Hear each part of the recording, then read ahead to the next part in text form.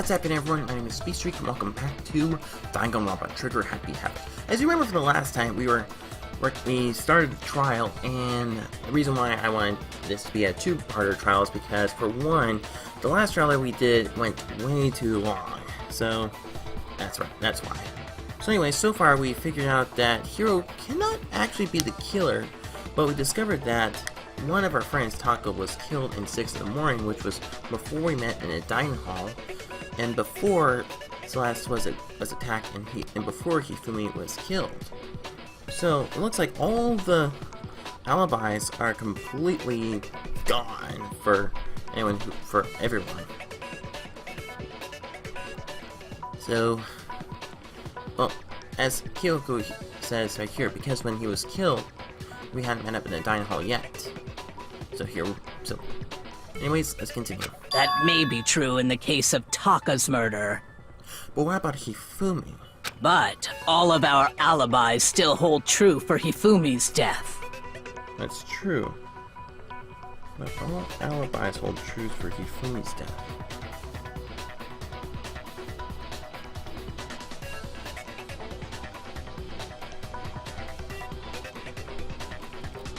That's right. With him, at least, we're all safe. Yeah. Ah! Huh? What was that? That came from downstairs. That must have been Hifumi. He's in the nurse's office. This is bad. Come on, we have to go back. When we heard Hifumi screaming, we were all together. Except for Hiro and Kyoko. Then we all ran down to the nurse's office, and that's where we found his body. Yeah. That's totally true! We're all in the clear! Oh, I know! They must have recorded him screaming on a tape or something, then played it later on! I don't think so. If that's true, where's the tape? Right. I don't know. Don't just go making stuff up! Anyway, we all have rock-solid alibis for when we heard Hifumi scream. But for Taka's, that's a different story. Since all of us were there together, clearly none of us could have killed him. And it does not stop there. There was also the moment when we discovered his body had disappeared. That's true.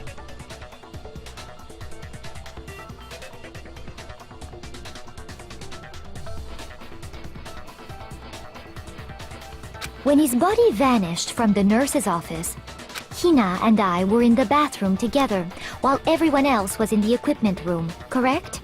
True. And then there's the disappearance of Taka's body from the equipment room. That's true.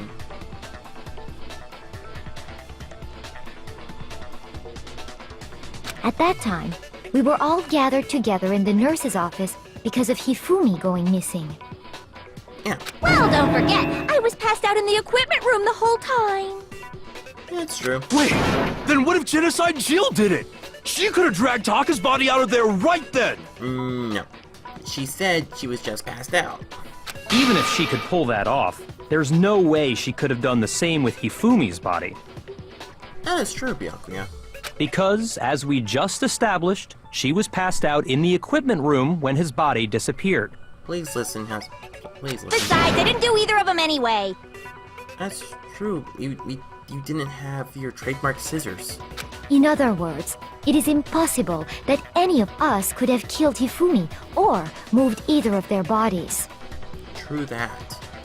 So who did? On the other hand, Hiro and Kyoko had disappeared, so they most certainly could have done those things. So what now, Kyoko? For now, we can't get fixated on who did it, or we'll just keep going around in circles. Can't get fixated on who did it.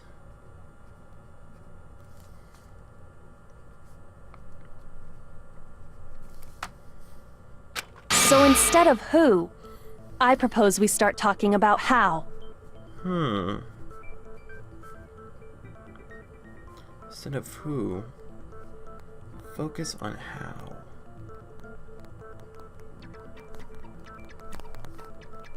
In particular, I think we need to figure out how Hifumi's body got moved. That's true. We searched everywhere, but we couldn't figure out how to explain his body disappearing. And according to what Celeste said, It cannot have been gone for more than a minute or two, though. So then, the killer was able to get in and move out Hifumi's body in that short amount of time? It would seem so. his body apparently disappeared in the 1 minute her and Hina took their eyes off of it. Yeah. But to carry that much weight from the first floor up to the third in that short amount of time? That would like take superhuman strength and superhuman speed. Oh man, yeah! There's no way! It'd be impossible! Well, what if I told you there was a way to make the impossible possible? What? Way to make the impossible possible? Seriously?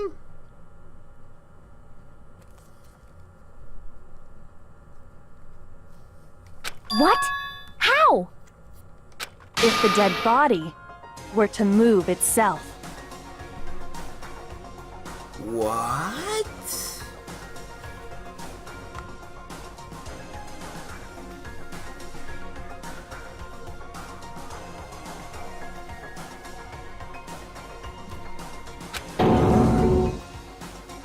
The dead body moved on its own? No! Not another ghost! I don't think it has anything to do with the occult. I think what she's implying is, we thought Hifumi was dead, but perhaps in reality he was still alive. Oh.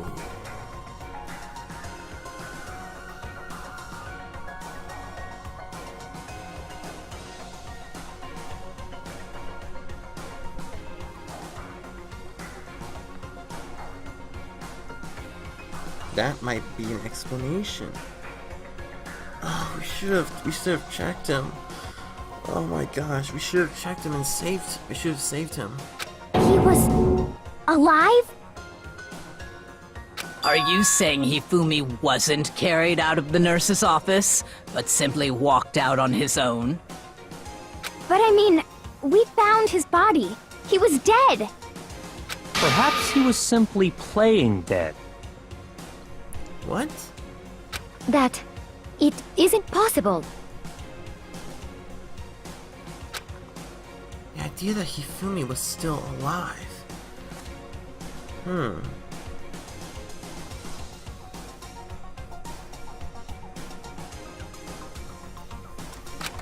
Is it really possible? Okay, here we go.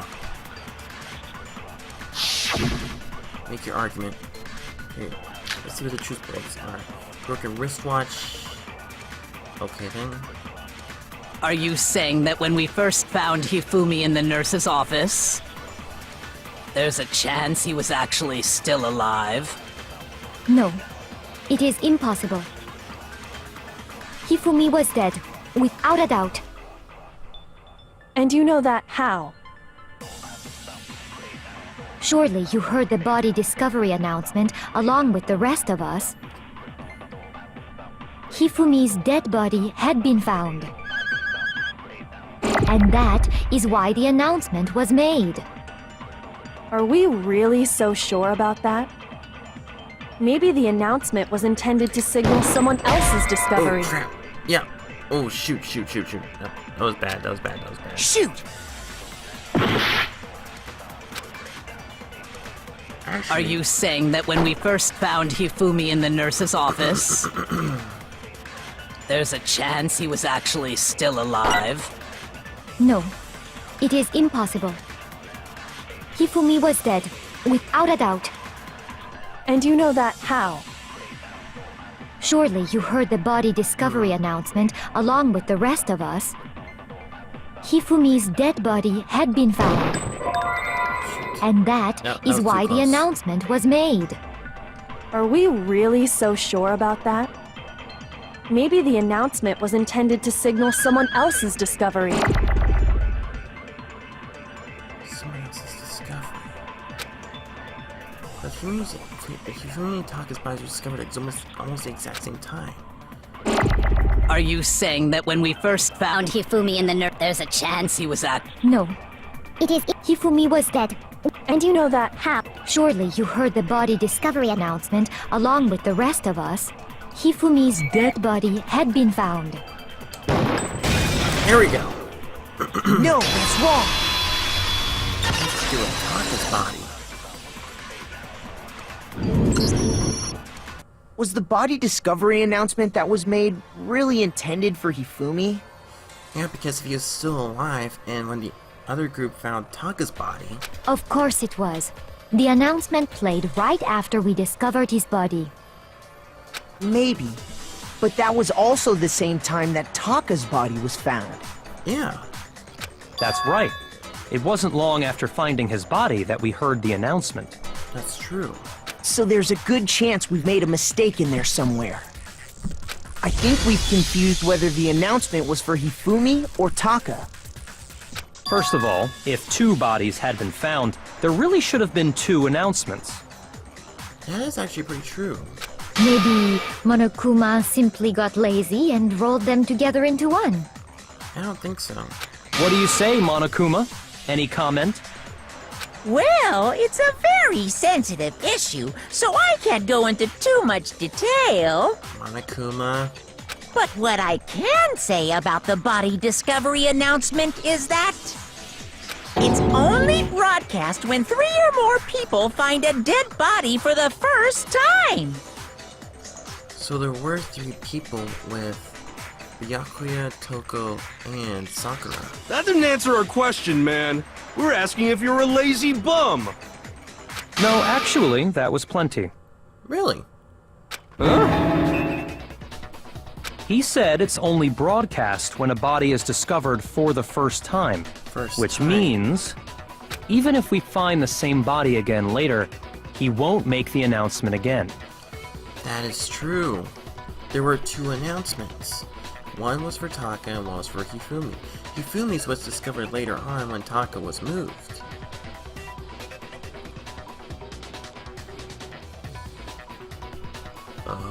If that's true, then why was the announcement made again later on? That was when Hifumi died. Huh? Later on? Exactly. We heard the body discovery announcement twice. The second body discovery announcement. First time it played, it was found each body was in a nurse. The first time it played was when we found each body in the nurse's office and in the equipment room. And the second time was when both bodies were rediscovered. Just after Hifumi came back to life. Okay. Shoot! Oops.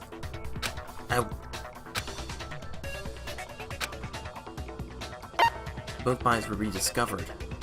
I got it! There we go. I should have gone with my first We one. heard it a second time in the repository, when we rediscovered the 2 bodies. Ding dong, ding dong. A body has been discovered! After a certain amount of time, you may use however you like. The class trial will begin. It didn't seem weird at the time, but it contradicts what Monokuma just told us, doesn't it? Yeah. Exactly. If we were actually rediscovering both bodies, the announcement shouldn't have played. That is... Yeah. And in reality, when the 2 dead bodies were rediscovered, one of them was actually Alive. being discovered for the first time. Hifumi's. So, when we found Hifumi the first time in the nurse's office, he wasn't actually dead yet. Meaning, he wasn't actually found dead until we came upon him in the repository. And that's just part of it. There's one other thing that leads me to believe he was still alive in the nurse's office. Oh, I know! What is it? Because he was super good at playing dead! Bada bing, bada boom! That's not right. That is the worst logic I have ever heard. Could it be because of his glasses? Because if he cleaned his glasses in order to see... That would make so much But honestly, sense. I do not think there's anything that can prove he was still alive. Okay then, let's take another look at the events surrounding the discovery of his body. Exactly. Then it should become clear whether he was really alive or not. This whole thing is pointless. Really? There has to be proof that shows Hifumi was still alive. I had to find it and show it to everyone. Okay, let's see what the truth bullets show us this time. Hifumi's glasses, yes.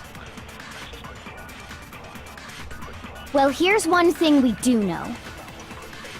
The first time we found Hifumi's body was in the nurse's office. True. And then, while me and Celeste were in the bathroom, his body disappeared. It's true. And the next time we saw his body, it was in the repository. Exactly. But when you compare his body before being moved and his body after being moved, other than the change in how it was positioned, Ah, damn. Oh. Shoot! I should have listened to everything. Crap. Okay, Well, that was my here's one thing we That did. was my The fault. first That was time my we found fault. him, and then his was- body disappeared. And the next time it was in the. But when you compare his body other than the change in how it was positioned, there was no notable difference. There we go. There we go. That's what I meant to No, do. that's wrong! That's what I meant to do. Sorry, guys. I meant to get that. In fact, there was one clear difference between Hifumi and the nurse's office and the repository. His glasses. Boom. That fact alone proves that he was only playing dead in the beginning. Perhaps you'd like to fill the rest of us in? Okay. When we found Hifumi in the nurse's office, his glasses were covered with blood. But when we found him again later in the repository, they were spotless. Yeah, they were. And I found the item he used to wipe them clean in the nurse's office trash can. Evidence I found in this office trash can was hammer, around bloodstain. Glasses cleaning cloth. I got it! It was a glasses cleaning cloth featuring a certain cartoon mascot. One look at the bloodstain on the cloth should make things clear. There we go. This piece of cloth was used to wipe Hifumi's glasses clean. Yeah.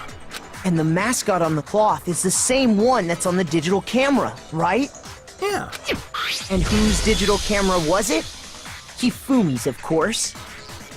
The character was Princess Piggles from Demon Angel Pretty Pudgy Princess, I think. That's pretty right. I highly doubt anyone but Hifumi would have brought something like this to school. True. I see your point. And the only people here who wear glasses are. Byakuya and Hifumi. I wouldn't be caught dead using a tacky piece of garbage like that. Okay. A few tissues is all I need to keep my glasses clean. Then there's no question. It belonged to Hifumi. Yeah. So what you're saying is... what exactly? What I'm saying is, the blood on his glasses was wiped away using his own glasses cleaning cloth. And it's true. Even if that is true, it does not mean he wiped the blood off himself. But who would benefit from a clean pair of glasses other than the glasses owner? Yeah. That's a good point. Then it must have been him, right? So let's assume that Hifumi was still alive in the nurse's office. Yeah. He pretends to be dead. Then when he's alone, he wipes his glasses clean so he can see. Yes. Then he stands up and walks out on his own 2 feet. And with that, the impossible task of moving his copious corpse becomes possible, wouldn't you say? Yeah. But then, if he was just pretending to be dead, what was with all that blood? Was it paint or something? The fridge. The fridge in the nurse's office contains packs of blood for emergencies. He probably used one of those. He figured if he was gonna play dead, he should go all out, so he just dumped it everywhere! But he got crazy with it and had to wipe his glasses off when he was done! God, what an idiot! And if Hifumi was still alive at that point, the disappearance of Taka's body is easily explained. It should be perfectly obvious who must have moved Taka's corpse. Hifumi himself? One who moved... is Hifumi. I got it! It could only have been Hifumi. While we were all gathered in the nurse's office, he went to the equipment room and took Taka's body. That also explains how the door to the repository got locked. Yeah. The door was locked? Well, after the bodies disappeared, we all went looking for them, right? That's true. So me and Sakura headed for the repository. But when we got there, the door was locked. And the repository door can only be locked from the inside.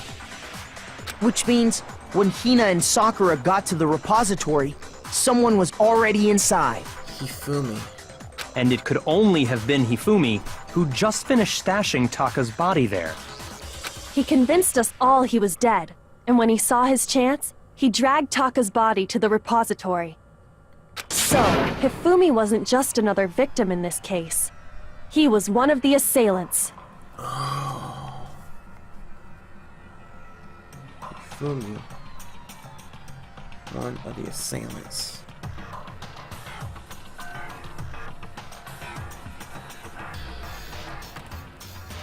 But that means he took part in the murders. I just can't believe it. Hifumi, why? If you're having trouble, would you like me to show you one more piece of evidence? What is it? There's more? Of course there's more. Oh, absolutely. The single biggest fact pointing to his involvement has yet to be revealed. You know what I'm talking about, right, Makoto? The item he took off of Taka's lifeless body? The note Hifumi had.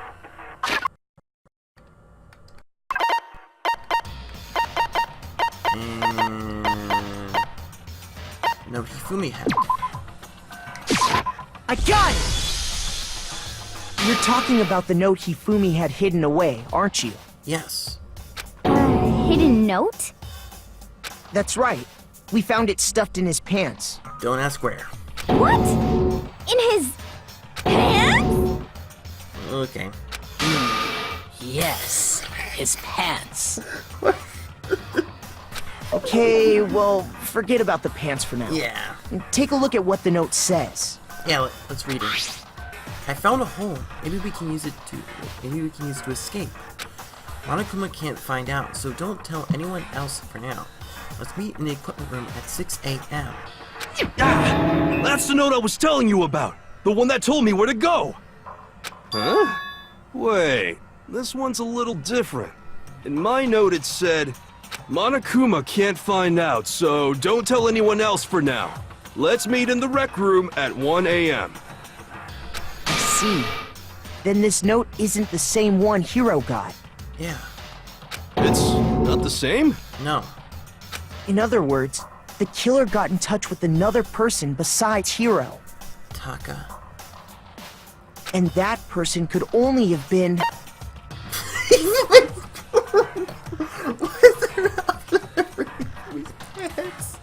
I'm sorry that I was laughing. I got it! But seriously, it is Taka. That's right! Taka! The killer used this note to draw out Taka and murder him. Yeah. Hello? Over here! Objection! Objection! When do you want genocide, Jill? I don't really understand what's going on, but Hifumi had that letter, right? So whoever wrote it wasn't drawing out TikTok, they were drawing out Huffy! Just to be clear, TikTok is Taka and Huffy is Hifumi, right? Yes. Ugh! Yes! Why must you ruin it every time? What's up with your tongue right there? Man, genocide Jack is seriously scary. But still, I can't. Oh, is this the... Oh, make your argument. Okay. Okay, broken wristwatch, Hifumi's glasses, and glasses clean cloth. Boop, boop, boop. Puppy had the note, right? Then the person it was intended for must have been Huffy! No. But remember what the note said. Yeah, What time did it say to meet? 6 o'clock. 6 a.m., I believe. The time doesn't matter! The note has nothing to do with TikTok! Oh, the broken wristwatch. The time on the note said 6 a.m. What happened at 6 a.m.? That's why I need to clear up. Okay. Huffy had the note, right? Then the person it was in must have been Huffy! But remember what the note... What time did it say? 6 a.m. The time doesn't matter! The note has nothing to do with TikTok! Yes, it does. No, that's wrong. It does have to do with TikTok, genocide, Jill. No, there absolutely is a connection. His watch. What the hell are you talking about? The note said to meet at 6 a.m., which is the same time Taka was murdered. Exactly. We've already proven that using his wristwatch. But there's more. Look where the note says to meet. The equipment room, right? Which is where Taka was killed. I see. Yeah. So, Taka was murdered at both the time and place written in the note. Exactly. I think that should be plenty to show that this note was definitely meant for Taka. Well, when you put it like that... No further objections! Okay then, thank you. Then someone used that note to trick Taka. Just the same as me. The culprit really is a cold-blooded monster.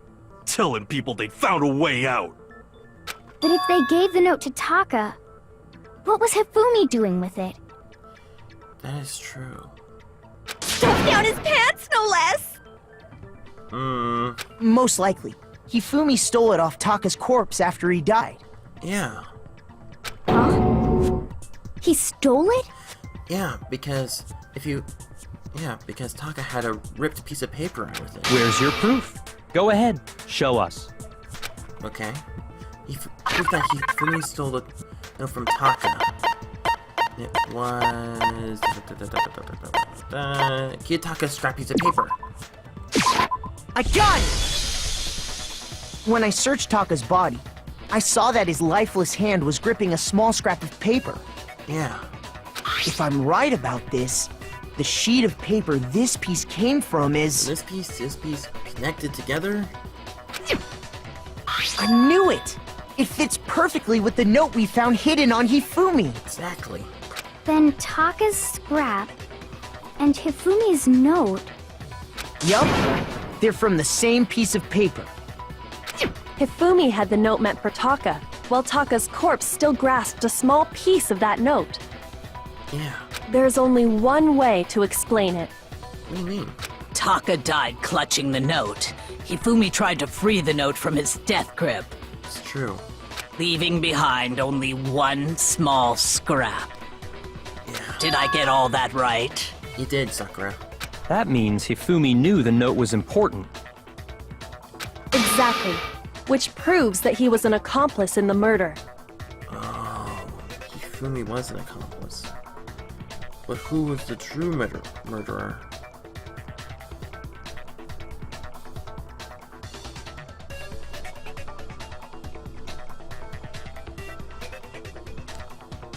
Whoa. Yeah. After seeing all this, Hifumi was super involved in this whole thing for sure. In fact, he was behind the whole thing.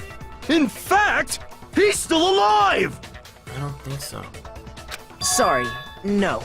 He died. He died from his wounds. When we found him in the repository, Hifumi was truly and completely dead. The second body discovery announcement proves that. So then, who killed Hifumi? Who indeed? Whoever did is the mastermind, the true killer.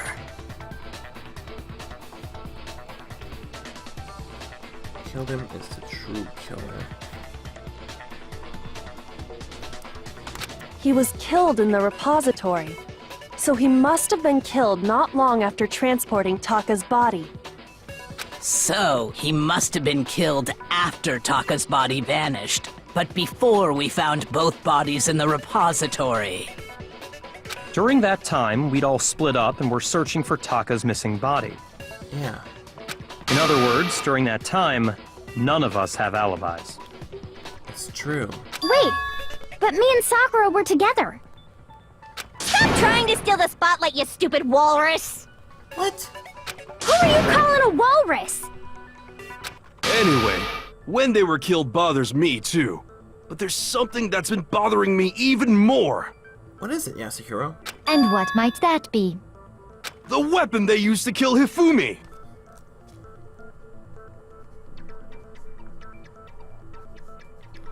Wait a minute. The weapon? Yeah, because I mean, according to the Monokuma file, the way Taka and Hifumi were killed was almost the same, with them having similar fractures and all. But Justice Hammer 3 and 4 were still laying around in the nurse's office and equipment room, right? That's true. So if Hifumi was killed in the repository, the culprit would have had to grab one of the hammers, kill Hifumi, then put the hammer back where they found it. But wouldn't that be seriously risky for him? I'm surprised. It seems there's some semblance of a brain knocking around that skull of yours after all. Hell yeah, it's packed in there good and tight. He's right, though. I don't understand it either. The Monokuma file makes it clear that they were killed using similar instruments. I think I know what you're talking about. But if the hammers were already laying around those other rooms... So the question is, how could the culprit have gotten their hands on either of the hammers? The one what hammer? Personally, I haven't a clue. So which hammer was used to attack Celeste? Number 1 or number 2? It was number 1. Those were accounted for in other rooms too. And I don't think either one is big enough to kill someone. True. Then, Is it not possible they used a different weapon? I don't think it is possible. They were both killed with the same kind of thing, right? So then, what was used to kill Hifumi? The weapon now is actually used to kill Hifumi. The whole picture surrounding this case won't become clear until we figure that out. Somehow, I have to find the truth. Actually, I think I actually know the truth. It's the hammer. The spotless hammer, yes! Okay, let's observe this. What was used to kill Hifumi? Was it Justice Hammer 3? No. Maybe Justice Hammer 4? Well, whatever it was, there's one thing we have to figure out. How was the culprit able to move around so freely with the weapon? How did nobody witness them carrying it? Sounds like a Justice Hammer 5 is about to make its appearance! Check out murdergear.com/hammertime for more info! Seriously? Well, one thing seems pretty clear. The murder weapon had to be one of the Justice Hammers! No, it's not. No, that's wrong. Because if Hifumi was in the repository, The murder weapon wasn't a Justice Hammer at all. No, it was something completely different. But, seriously? A different weapon? Specifically, a hammer from the repository. The killer could have easily used that to kill Hifumi. yeah, that must be it.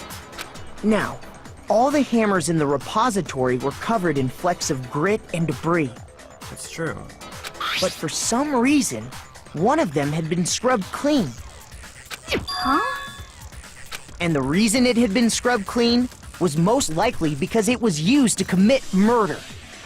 If the hammer got covered in Hifumi's blood, of course they'd have to clean it off. True. I'd also like to point out that the repository has all kinds of hammers. Big ones, small ones, and even some flat mallet-like ones. Yeah, that's right. I think whoever made the Justice Hammers used those as a basis for their design. Sorry about that. If that's true, that would explain the Monokuma file's note about the wounds being similar. So Hifumi moved Taka's body to the repository, where someone then used a hammer to kill him. And whoever did that is the true killer. The one Hifumi was working with. And the one who betrayed him. Hold on a moment. I still think it's strange to assume someone was working together with him. The way the graduation rule works, there is no benefit to helping someone else carry out a murder. That's true. So the idea that anyone would work together like that is simply ludicrous. We talked about this, did we not? We did talk about how there wouldn't be any reason for anyone to work together. At least, that's what we thought at first. But what? Okay, here we go again. Spotless hammer. Based on the rules that have been laid out for us, even if more than one person is complicit in the murder, only the one who actually carried out the act can graduate and survive. Carried out the act. Assuming the rule holds true, it is simply impossible that two people work together on this. That is how the rule was explained to us. But that only really applies if there's one murder, right? In this case, however, there were two murders. Can we really say there's no chance two people work together on this? Based on the rules that have been laid out for us, even if more than one person is complicit in the murder, only the one who actually carried out the act can graduate and survive. Assuming the rule holds true, it is simply impossible that two people work together on this. Okay. Shoot! That's not right. Based on the rules that have been Laid out, even if more than one, only the one who actually, assuming the rule holds true. That is. But that only really In this case, however, there were two murders. Two murders. Can we say there's no... Ow.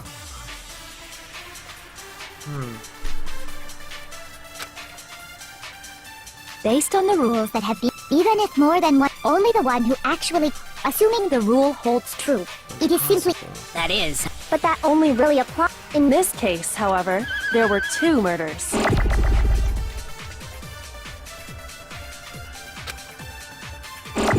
based on the rules that have been laid out for us, even if more than one person is complicit in the murder, only the one who actually carried out the act can graduate and survive. Assuming the rule holds true, it is simply impossible that two people work together on this. That is how the... But that only really applies. In this case, however, there were two murders. Dang it! This is gonna be a bit more difficult than I thought. Based on the rules that have been, even if more than, only the one who Actually carried out the... Assuming the rule holds true, it is simply impossible that two people work together on this. That is how... But that only really applies. In this case, however, there were two Dang murders. it! Okay, that was not right. Shoot! What could be the contradiction? Based on the rules that have been laid out for us, even if more than one person is Complicity, only the one who actually carried out... assuming the rule holds true. Impossible. That is... But that only really In this case, however, there were two murders. Okay. Based on the rules that have... even if more than one, know I have to go only through the this one one more who time. actually, assuming the rule holds true. That is how the... But that only really applies if there's one murder, right? In this case, however, there were 2 murders. Based on the rules that have even if more than one person is only the one who actually carried out the act can graduate and survive. Assuming the rule holds true. There we go. Okay. No, that's wrong.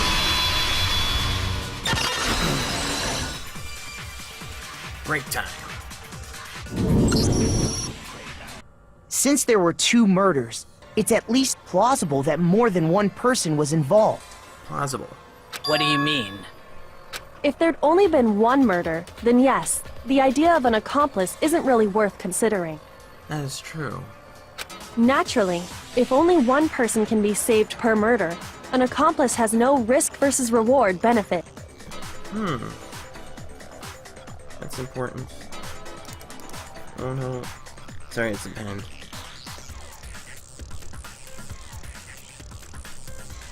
Saved.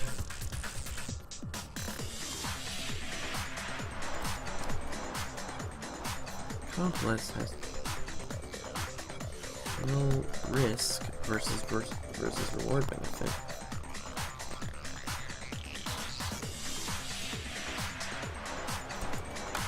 Risk versus reward benefit? The payoff for working together. The reward that balances out the risk of taking part in a scheme. There's no point in being someone's accomplice if there's no benefit to you. It's true. However, if there were some potential mutual reward for the risk, then cooperation becomes possible. You're saying that 2 people could act as each other's accomplices to commit 2 separate murders. I think that's what the true killer told Hifumi. They would each have an accomplice for their crime. And based on the case's events, Hifumi would have been the first one to act, murdering Taka. They made him carry out the first murder so he couldn't back out of helping them later on. So in this case, there wasn't one single person committing multiple murders. It was 2 people. Instead, each person killed someone, creating 2 separate incidents. And it only looked like one person because that's how the true killer designed it to look. A single suspicious individual, a similar weapon used in each crime, disappearing bodies. By creating one seamless set of circumstances, they made it look like one person was behind it all. The mastermind picked their target and managed to convince him to go along with their plan. And then, to avoid the no accomplices rule, they simply killed their accomplice. Which, if true, means that betraying Hifumi was part of the plan from the very beginning. That's just awful. How could anyone be so cruel? I don't know. You think so? I can't help but admire its cunning. Still, their choice of accomplice seems odd. What do you mean? The effort to convince us the 2 murders were the same. That was the main characteristic this time. Kyoko must have noticed the fact from the very beginning.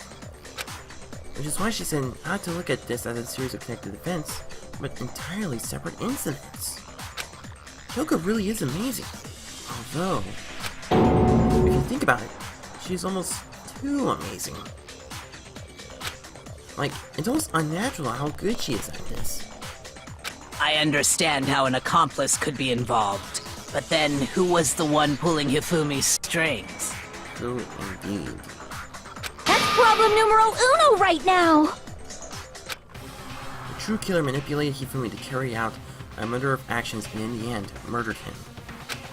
And in debates up till now, the way the case has unfolded, when you consider all that, there's only one true person who seems to fit. Select someone. Okay, it's definitely not me. Definitely not me. No. No. Maybe. Actually, no. Aoi was... Kyoko disappeared. Sakura was with them, but Sakura was with Aoi, so both of them have alibis. Byakuya was with Toko. Yasuhiro was gone, so the only one has to be... you? Here's my answer! Celeste? It was Celeste. So I'm the suspicious individual now, am I? Well, if you start to think about it, it might make a lot of sense. I really do hate this kind of joke. A joke? I wonder. So what you are saying, then, is that I specifically chose to work together with Hifumi. The idea that I would choose to spend any amount of time interacting with him, that I would go within 10 feet of that shit for brains, that lazy, worthless goddamn idiot! Whoa, her attitude changed. Pardonnez-moi. Just to be clear, there is evidence to support it. Is that so? It is. Throughout the investigation, there was certain behavior that was common only to the two of you. Through investigation.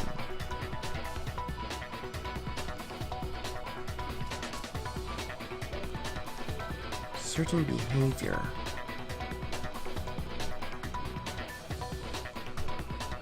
Common only for the two of them.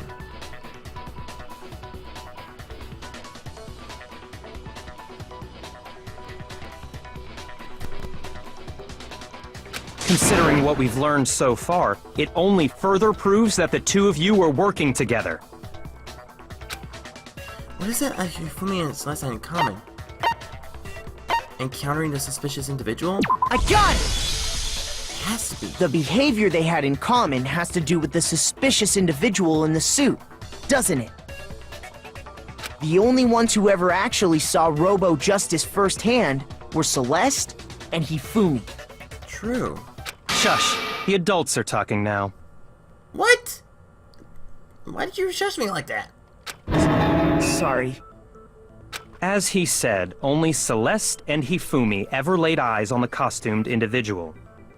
If we accept that Hifumi was one of the culprits, we can't help but suspect what Celeste has said as well. Are you saying everything they told us was a lie? After taking Hifumi to the nurse's office, we all began our search for this individual, correct? True. And not too long after that, do you remember what Celeste said? She said she saw someone going up the stairs. I saw a shadow! Something moving at the top of the stairs. We headed to the second floor specifically because of what she claimed to have seen. Next, to draw us all to the physics lab up on the third floor, Distract us from Hifumi's fake death. She let out a blood-curdling scream. and when we'd all come to see what was wrong, what was it she said?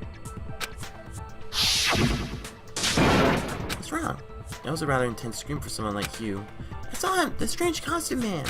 He ran off as soon as I screamed. I was blocking the stairs, so he headed further down into the hallway and disappeared. Once she'd done her job of getting us all up to the physics lab, it was time for her partner to get to work. Hifumi. What was that?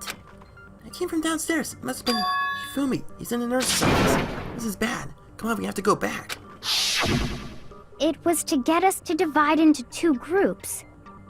So that we would discover both bodies at the same time? What? In fact, Celeste was precisely the one who proposed that we split up. Really? And why do we split into two groups? I'll lead the hunting party. That seems much more interesting. Very well. Then Makoto and Hina, you come with me to the nurse's office.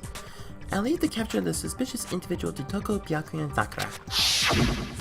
Well, if Celeste and Hifumi were working together, all those chance events suddenly become connected. If you think about it, that's true. And on top of that, that piercing cry of yours early on.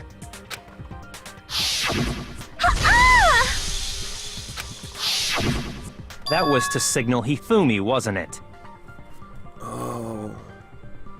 Her scream must have signaled Hifumi.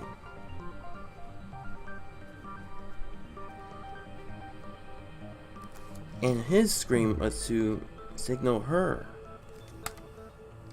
It was your way of telling him, we are on the 3rd floor. Everything's going according to plan.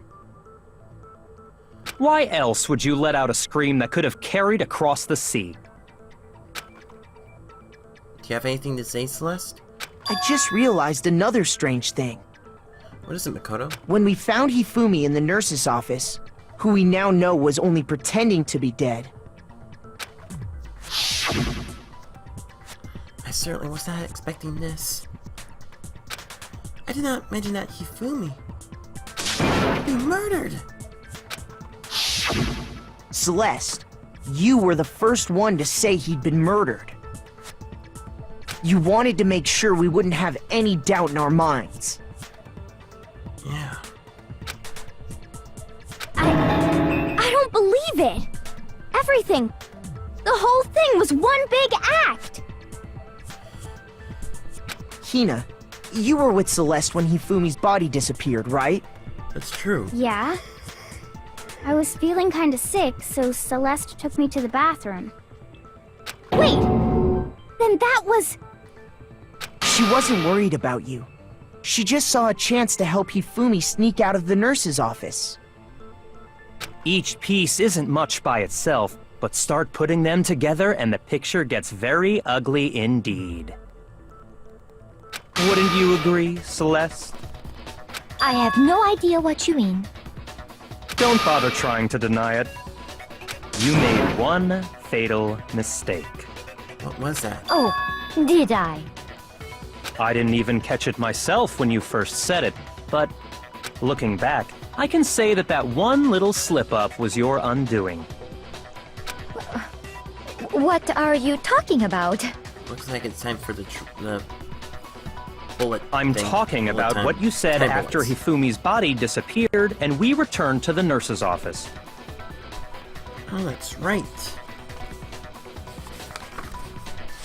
Let's see here. Mr. Ego. I'm gonna look it up very quickly. Dorms, Taka. In Bam back, Toko was still unconscious. Actually, wait. Sakura wonders about Hifumi. Sakura surprised Byakuya. Hifumi. Celeste came up after Hifumi's body disappeared. She says we're all gonna die. You must be really enjoying this. Enjoying the sight of us standing around, frightened and confused.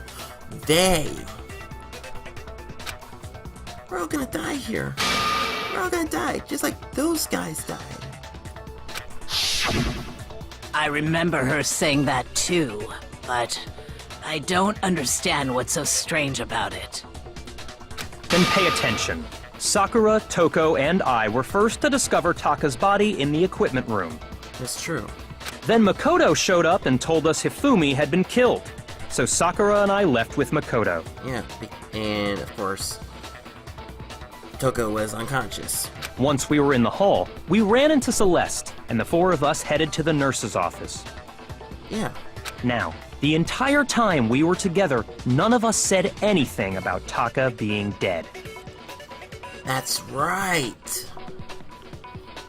Think about it. Celeste's comment doesn't make sense. It was completely out of place. She said they instead of he. Yeah, I see what you're talking about. Although I don't really get what it means. You hear that, Celeste? Everyone's having some trouble understanding. Could you repeat what you said? If you're really not the culprit, you shouldn't have any problem repeating it, right? Do you have anything else to say, Celeste? Byakuya said that Celeste's comment doesn't make any sense. But what is he alluding to?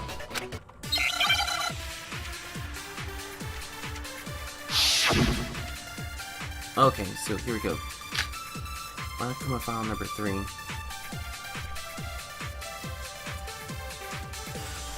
All I said was... They must really be enjoying this. enjoying the sight of us standing around, frightened and confused. Us. They must be positively elated. We are all going to die here. Oh, We are going to die, just like those guys died. those guys. And that is all I said. And that's all it takes to finish this. It's obvious, isn't it? Those guys. What was so strange about Celeste's comment? When she said that, she could have only known about Hifumi's death. That in mind, what's so strange about what she said? All I said was, They must really be enjoying the sight of us. They must be. We are all going to die. we are going to die, just like those guys Dang died. it. Oh crap. Shoot! Let me think this over one more time. All I said was, They must really be enjoying the sight of us. They must be. We are all going to die. We are going to die. And that is. And that's all it takes to finish. What was so strange about Celeste's comment? So strange, those guys. All I said was. They must really be enjoying the sight of us. They must be. we are all going to die here. We are going to die, just like... There we go! No, that's wrong. She said those guys. She never said Hifumi. That's right. There's no reason Celeste should have said, just like those guys died. When she said that, none of us had told her Taka was dead. That is true. Exactly. And we didn't run into her until after we were all out in the hall. That's right. So there was never any chance for her to have seen his body in the equipment room for herself. Yes! So how did you know, Celeste? How did you know indeed? Did you cause the murder yourself? How did you know more than one person had been killed? And how did you know they were both guys? Yeah. Because Kyoko had also disappeared, right? So she could have been dead too. That might be true. Oh no. You all have such vivid imaginations. You know that? What? Imaginations. You claim that I was lying when I told you about the suspicious person I saw. Then what about the picture I took? How do you explain this picture of the costumed villain dragging Hifumi away? Actually, it was staged. It has to be some kind of setup, right? So let's put the suit on, and then... No. Then she used the camera's timer to set up the picture. So that's gonna even fit the suit. Have you so quickly forgotten? You are the only one who could have possibly fit into that suit. Plus, I happen to know that this particular camera does not have a timer. In other words, it is an unassailable fact that this is a picture of Hifumi being dragged away. If everything I told you was a lie, how can this picture exist? Simple. Are we sure that's really a picture of the suspect dragging Hifumi away? It's just a pose. What could you possibly mean by that? Surely there are other explanations than the one you've offered up. Yeah, No, there is no other explanation. there is. Other explanations? If it wasn't a picture of the suspect dragging Hifumi away, the only possibility is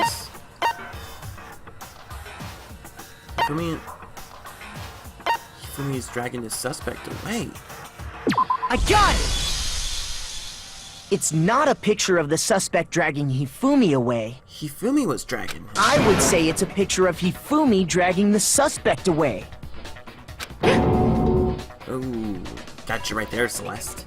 That's certainly within the realm of possibility. The one being dragged off in that picture isn't Hifumi, but the person in the robot suit. We've simply been led to believe that it's the other way around. And the strange costume might only exist to lead us astray even farther. If you saw someone wearing something like that in this situation, of course you'd notice and be suspicious. That is true. That's what happened! You put me to sleep and made me out to be the bad guy in all this! Celeste? Such a thing is utterly impossible. Hifumi was dragging him away? Ridiculous. Is it? I don't think it's ridiculous at all. Then shut your mouth and allow me to educate you. Celeste thinks that she could prove that there's no way Hifumi was dragging the suspect away. But is that really possible?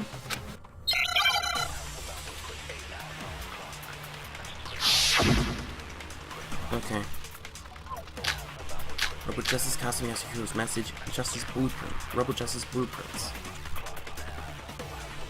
You dressed me up in that suit after I passed out! Then you just draped me across Hifumi and had him carry my weight! You tried to make me look like the bad guy! Like I said, ridiculous. As you can see in the picture, the suspect is standing perfectly upright. If the person inside the suit was unconscious, there's no way they could stand up straight like that. Rebel Justice Then Blueprints. the fortune-telling idiot is the culprit after all! No way! Got it. If I remember right, Hina said... She said that she couldn't bend at the waist. You dressed me up in that suit after I Then you just draped me across Hifumi and had him carry- You tried to make me look. Like I said, as you can see in the picture, the suspect... If the person inside the suit was unconscious, there's no way they could stand up straight like that. Boom! You're wrong about that. No, that's wrong. You're wrong about that, Celeste.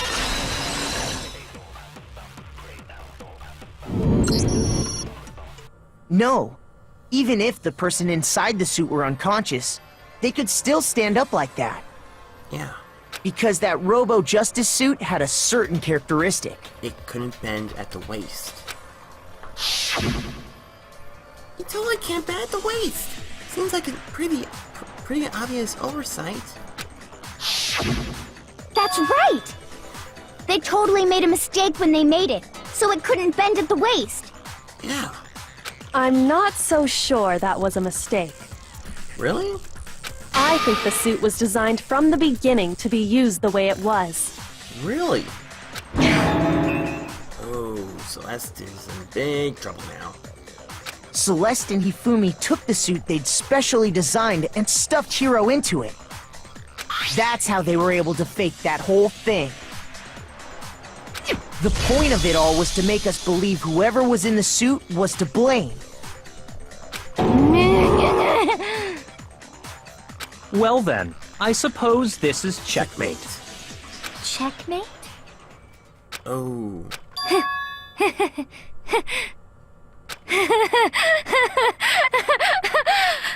Uh-oh.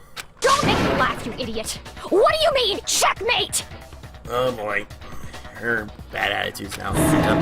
Celeste? Clearly, you want to cram me into your little guilty box. Well, there's one little problem. Have you already forgotten what Hifumi told us as he lay dying? They attacked you. They tried to kill you. And killed me. That's right. I remember her name. Yeah, Yasuhiro. When we asked him who had attacked him, his answer was quite clear, was it not? He said, and I quote, Yasuhiro. In other words, Yasuhiro Hagakure! Wait! But my name isn't really Yasuhiro! It's actually Taro! What? Your confusing statements don't make any sense. You're only making things more complicated. He did say Yasuhiro, but are we sure he was really pointing the finger at Hiro? What the hell are you talking about? I'll burn you alive! Kyoko, what do you mean by that? What exactly do you mean? Think back to how Hifumi used to talk to us. How did he refer to each of us?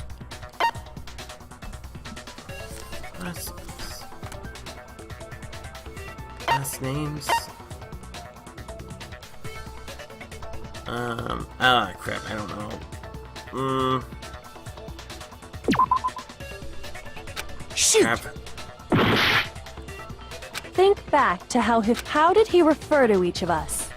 Last names? I got it! That's right! Our last names! He called us all by our last names! Exactly. I know I heard him say Mr. Naegi more than once, for example. So if Hifumi did mean to say Hiro's name, he would have said his last name, Hagakure. I'm sure it was just incidental. By chance, his first name. Indecent? Don't talk. Random chance. Now isn't that a convenient explanation? No, there's no reason to think he would have said the name any different than normal. But he must have run out of energy before he could say any more. It's true. So Hifumi was trying to tell us the last name of whoever killed him? But the name he said doesn't apply to anyone here. No. Well, no. Hold on. There's one person it could apply to. And that's Celeste. She never actually told us what her real name is. That's right. What did you just say? To think you'd take your false accusation so far, I don't know whether to laugh or spit! Jeez Louise, I don't really like your mean spirit. Come on! Enough with your idiotic blather! Yasuhiro is a loser's name! Do I look like a loser to you? Well? Do I? Whoa. A loser's name. The ultimate gambler. What? I think I've earned the right to be a little on edge. Okay, then fill us in. What's your real name? Make sure your ear holes are wide open and listen up! My real name is Celestia Ludenberg. Could you please stop making me repeat myself over and over again? Celeste still wouldn't give up. So then, I have to do something to make her accept it. Okay, is this the truth bullet? Is this the bullet thing? No. E-handbook, spotless hammer, Yasuhiro's message. The e-handbook. Hifumi was trying to tell us something. He wanted us to know the killer's last name, Yasuhiro. If there's one person here who might have that last name, It would have to be you, Celeste. You haven't told anyone what your real name is. how many times do I have to tell you? My name is... Celestia Ludenberg, god damn it! Whoa! I didn't expect that to be upside How long down. do you plan to go on pretending? I'm not pretending. It's the truth. Is it really? And since you have no way to contradict me, I think there is. Your e-handbook. No, that's wrong! Hand it over.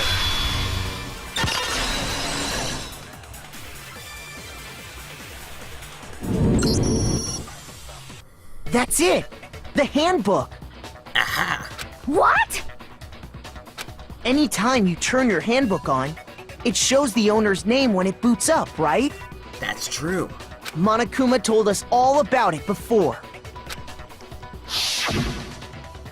This handbook is absolutely vital to a healthy school life, so don't lose it. When you start up, it will display your name. Always make sure you got the right one. Now, this is not your everyday notebook. It has so many more uses than that. So all we have to do is check her handbook, and that'll clear up everything. Yeah, That's how we can find out Celeste's real name. That's an invasion of privacy. I refuse to cooperate. Celeste, can you please just tell us what really happened? Please, just tell us.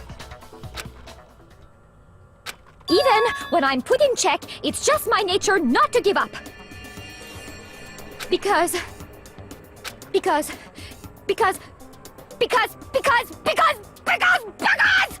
Guess you have no explanation. Please, Celeste, confess. Until the game's over, you never know what might happen! Fine then. Let me settle it. Let me go over the case again, from the beginning, and shed light on all your crimes. Let's do this. And that'll bring everything to an end. At least I know what everything happened. Psychic remembrance. Okay, here we go. So Hifumi was there. Justice Hammer. So wait, is that Hifumi? That's Yasuhiro.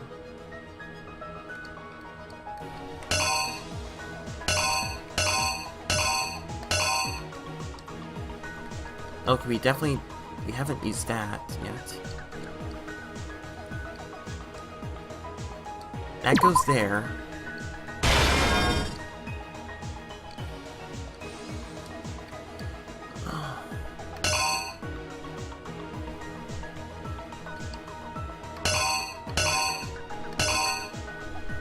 Okay, we definitely don't use that picture right there.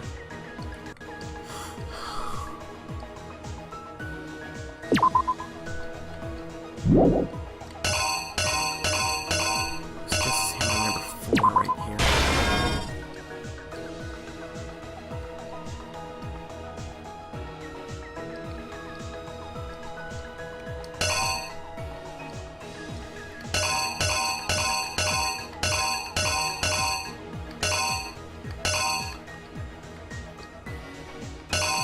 Justice Hammer number 3.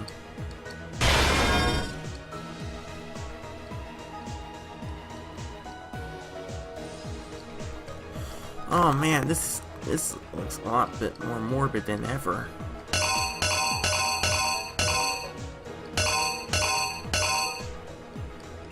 That goes there.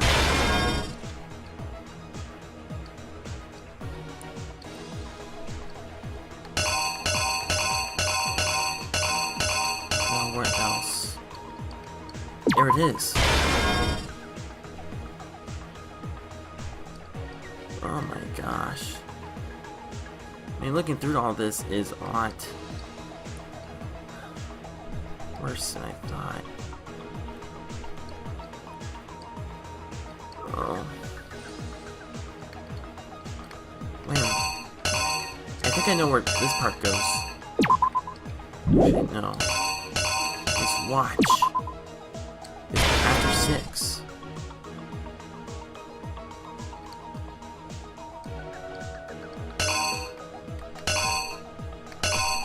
Does it have to do with the chicks?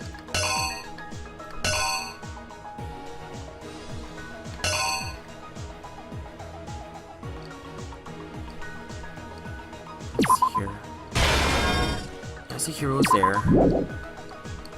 It was 1 a.m.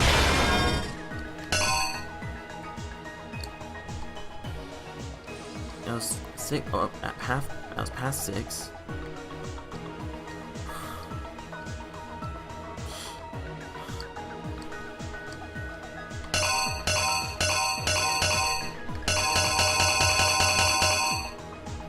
I'm looking through everything to see what it's gone through.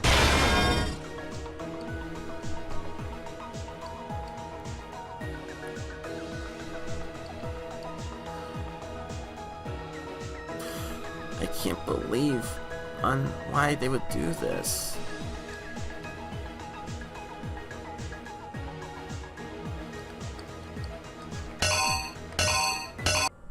What?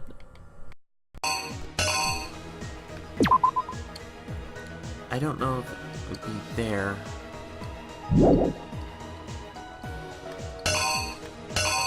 No, definitely not that. It's definitely not that. Definitely not that. Unless... Is it the piece of paper? 1 a.m. Yasuhiro came in. He was attacked, placed in a suit. They framed him, took the picture. This one was past, was a little after 6. Hifumi killed Taka with the Hammer Justice 4. The 4th one, Celeste showed us the fake photograph. Hifumi was not feeling well. Went to the nurse's office. He faked his own death. We saw Taka's death. And when we weren't looking, Hifumi dragged Taka's body to the repository. Hifumi was overjoyed, but Celeste killed him.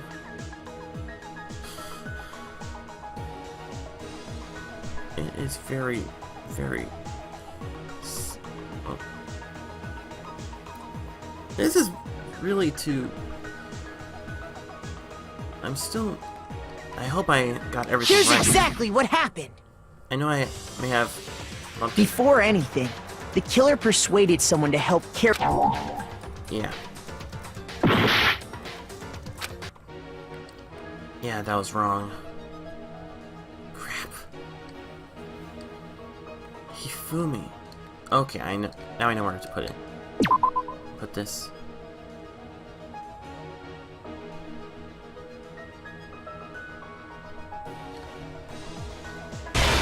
There we go.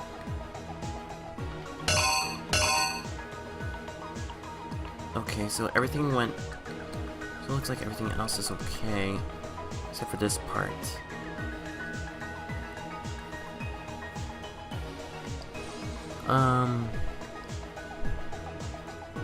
That was the library. We saw the Hammer Justice 2. Okay, let's try this again. The killer is... you! Before anything, the killer persuaded someone to help carry out the murder. And that person was... Hifumi. Hifumi. With an accomplice, the killer was able to execute a number of otherwise impossible schemes. 1 a.m. First, they convinced someone to meet them in the rec room last night at 1 in the morning. That someone they met with was Hiro. The murderous duo intended to pass Hiro off as the prime suspect. So when they met up with him, they drugged him, knocked him out, and stuffed him into the Robo-Justice suit.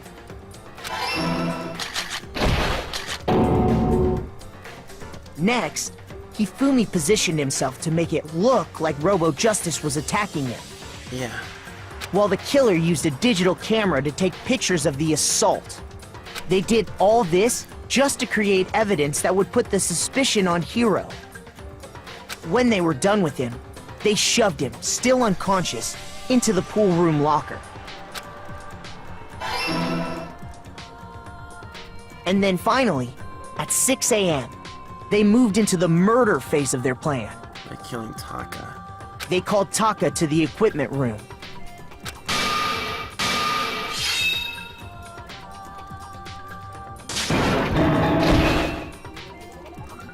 And that's where Hifumi killed him, making it the scene of the first murder. The murder weapon was Justice Hammer 4, which was left there in the equipment room. The reason Hammer number 4 was used was to create confusion about the order of the crimes. So, next they falsified 2 more assault incidents. For these attacks, the killers pretended to be the victims, to solidify Robo-Justice as the suspect. Yeah. The first fake incident was the attack in the rec room. There, the killers wanted us to see Justice Hammer 1, and the Robo-Justice pictures they'd taken. That's true. They wanted to make sure we bought the surprise attack story. The second fake incident was the attack in the library. This time, they planted Justice Hammer 2, and an injured Hifumi, to sell us that story. With these two incidents, the killers were able to create a certain preconception in our minds that the suspect was increasing the size of the hammers and attacking people in order as they did. We fell right into their trap and started looking for the suspect based on that. But what? Okay, good. while we did that, we left Hifumi alone in the nurse's office. This was exactly what Hifumi was hoping for. He took one of the bloods. He took a blood packet from the refrigerator and Justice Hammer 3 and turned the room into a crime scene in which he himself had apparently been brutally murdered. He let out a scream to draw us back, and when we returned, that's what we found. Yeah. Meanwhile, the other group that had been out searching found Taka's body at the same time. That's true. So when we heard the body discovery announcement, we naturally assumed it was for Hifumi. But it, in fact, was for Taka. We left the nurse's office, and Hifumi once again took advantage of the situation. He simply got up and made his escape. When we learned his body had disappeared, we all rushed back to the nurse's office. And once again, Hifumi had the chance he was waiting for. This time, he snuck into the equipment room.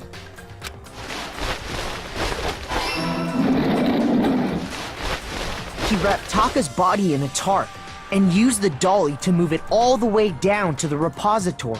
It's true. That explains how each of the bodies disappeared. That would make a lot of sense. But even Hifumi didn't know what the true killer had in mind for their final act.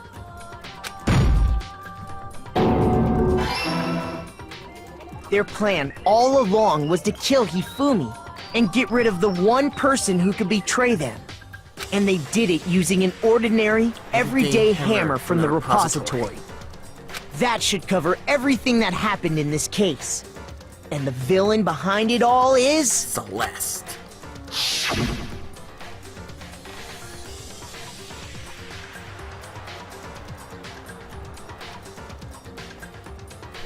Yeah?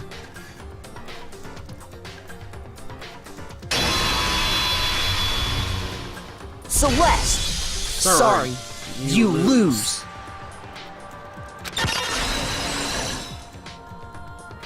Case closed. I lost? Being called the ultimate gambler? Looks like this is one game that you couldn't win. I lost? When was the last time I was forced to utter such words? They hang heavy around my neck. Really? Then you admit it? You're the killer? Listen to you, trying to take charge, as if you're my private instructor. I, Celestia Ludenberg. Actually, no. So you are going to admit your real name, right? Taiko Yasuhiro is fine. Taiko Yasuhiro. Taiko? So, you finally accepted it. Yasuhiro. I'm the kind of person, once I've lost, I don't like things to drag on. Okay. Interesting.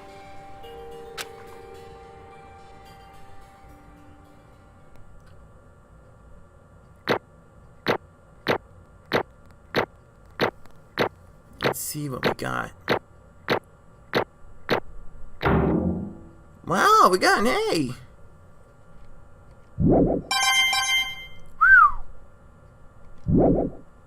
But why? Okay, Monokuma. I'm ready to begin. But why, Celeste? Is it for the money? Or, no. I suppose this is the end, isn't it? What is it, Celeste? It is indeed the moment we've all been waiting for. Time to vote. Okay? Okay. If you would, please locate your lever and cast your vote.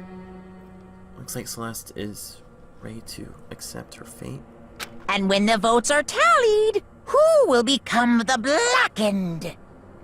Will you make the right choice or the dreadfully wrong one? What's it gonna be? What's it gonna be?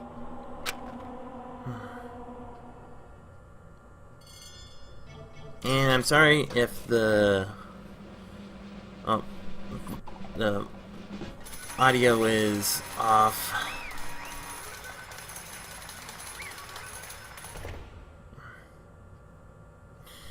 Both Celeste and Hifumi.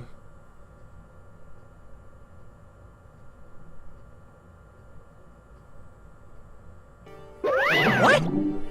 It's basically a formality at this point, but once again, you're totally correct. The Blackened this time.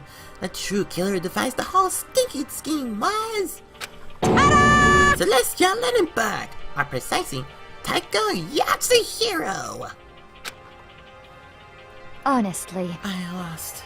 Well, that sucks. I guess trying to work with someone else was a mistake after all. Hifumi's ineptitude was beyond all my calculations. I knew it. So you really did approach Hifumi with this plan. But how did you get him to agree? I can't imagine you would have happily agreed to commit murder. I don't think so either. I'm sure she relied on her speciality. Lying. That is true. My speciality? Don't make me laugh. I didn't have to lie to get him to agree. So then, Then, did you use... you know... I knew you figured out Kyoku. You're absolutely right. To get Hifumi to act as my accomplice, indeed. I used...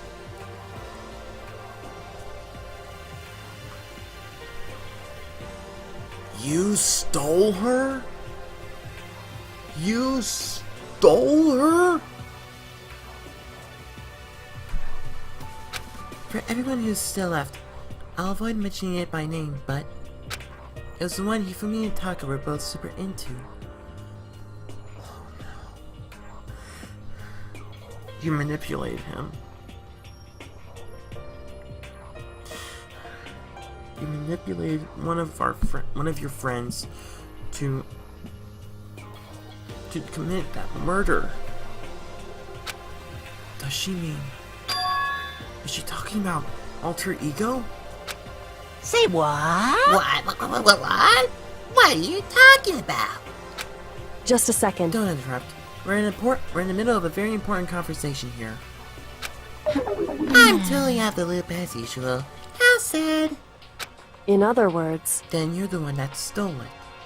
Indeed. That's right. I see. And you used it to drag Hifumi into the plan you'd come up with. Right again. Last night, after we had our meeting about how it disappeared, I paid Hifumi a little visit. What are you doing here? Actually, I was hoping I could talk to you. Alone. It's about what was stolen. I know who did it. What? are you okay with this? It was Taka. No! No! You lied to him to say that it was Taka who stole it and you made him kill him and...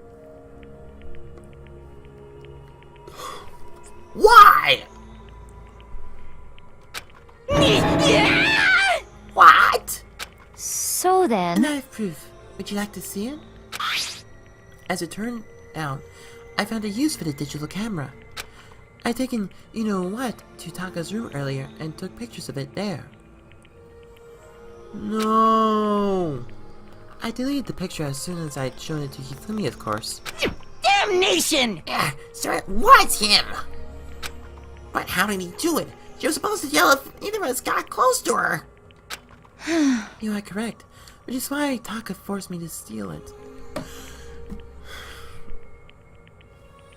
You used manipulation to kill 2 of your friends. For that... Say what? What? as for me, Please, forgive me. He threatened me. Oh, He did? As for me, He came to my room last night unannounced, and then it's hard for me even to say. He accused me. What? What? And he took pictures. He said if I did not do as he asked, he'd show them to everyone. So I had no choice. Damnation! That's a crime! An absolute crime!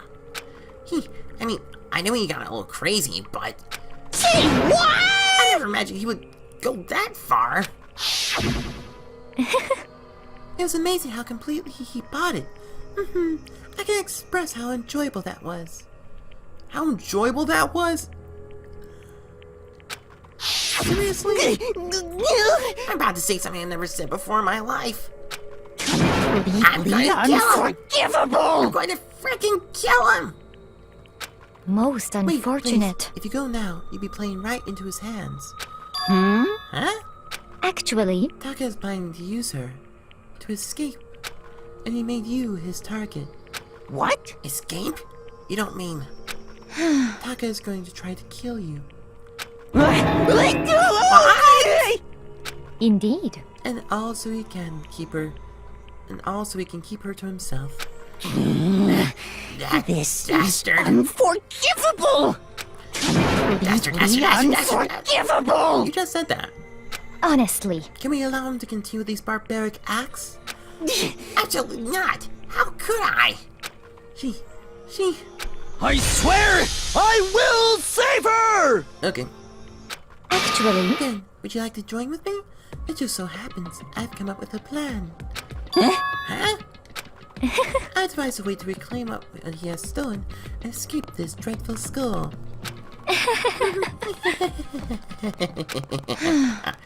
With that, it's complete. What? What are you talking about? Oh, nothing. Hifumi agreed without a second thought. The effect that item had on him was remarkable. The power of love, even with a love as twisted as that, can still drive people mad, it would seem. You disgust me. I see. I have another question for you. Was that strange costume Hifumi's creation? I think that would be the most logical sense because Hifumi is into that stuff. indeed. Yeah, it was a real pain in the butt, too. I asked him to do was make something to hide the face and general body size. I had no idea he made something like that, but it's my fault for picking him in the first place. But So, why did you decide to make me the suspect? Because you're stupid. That's it? Let's And in see. that regard, I made the right choice. I'm so glad your stupidity surpassed my every expectation. Life must have been tough on your parents, though. What? I feel like I could cry. Well, But when you were explaining your plan to Hifumi, how did you explain the part of it about him playing dead? What she's asking is, how is Hifumi supposed to do that? Assuming you had actually let him live. Are you okay with this? It's simple. After he did his part and pretended to be dead, once someone showed up, I told him he said he'd been seriously wounded. He was on the verge of death, but he just barely held on. You really believe that? Hifumi fell for his last manipulation. Well, of course. That wasn't all. The rest of it, as I explained to Hifumi, the plan was... While you're all questioning him about what happened to him, I'm going to murder someone else. At that point, Hifumi would have an alibi, so nobody could doubt him. I told him that, and he believed it. It seems very straightforward. Stereotypical. I just matched the lie to the level of opponent. In fact, Hifumi ate it up. He believed the lie wholeheartedly, right up until the moment of his death. so in the end, So you had planned to kill him all along. But of course, it would have been no point in my plan if one who pretended to be dead did not end up dead himself. What the heck? How can human life mean so little to you? Seriously, how can it? Celeste. Well, That's not an issue. I did simply everything in my power to win. don't be mean! Now you sound like Byakuya. I wonder about that. No, he derives his pleasure from the thrill of the hunt. In that aspect, we are nothing alike. Why? Then, what made you take things this far? It was the money, right? What the heck? Was it really just for money? Are you talking about the $10 million Monokuma offered to us? That is a lot of money. That's true. That's not all there is to it. From the moment our new life here began, my only thought has been escape. But All you've been saying how we have to accept living here. You little bitch! Obviously, that was a lie. Hey! I couldn't take it. I hated it from day one. More than anyone else in here. You little bitch! I wanted to get out. Every day was fresh torture. And you know why? Huh? This is fine. Because I had a dream. What dream was that? Accepting a life here would have meant nothing less than giving up on my dream forever. Honestly. And there was no way that I could ever do that. In the underground world of gambling, I risked my life to make a metaphorical killing. As for me, And it was all for that dream. And what was this dream of yours? isn't it wonderful? To live in a European castle? Really? Sorry. A castle? Really? And to gather handsome men from all over the world to serve as my butlers / bodyguards. I was going to make them dress up like vampires and satisfy my every need. Well, obviously, because you're... Once I attained that, I would create a perfectly aesthetic world of decadence. This is fine. Living the rest of my life here, there was my only dream, my only goal. That's what life is all about! Combined with my own winnings, Monokuma's $10 million would have made that dream a reality. I got right to the edge, but There is nothing to be done. unfortunately, my dream has been scattered to the wind. Still, I don't have any regrets. I pursued my dream to the very end, so why should I? Just the worst. You sound so passionate, but you were really able to kill your own friends for it? Oh, Were you asking me to feel guilty? That's a pointless endeavor. I think nothing is sacrificing others for my own ends. I feel nothing. Feel something. do you understand? That's all there is to me. That's what makes me complete. Isn't it terrifying how different our values are? There's simply no room for understanding. What is this? That's what we should be saying. And plus, how can you be so calm? Don't you realize you're about to die?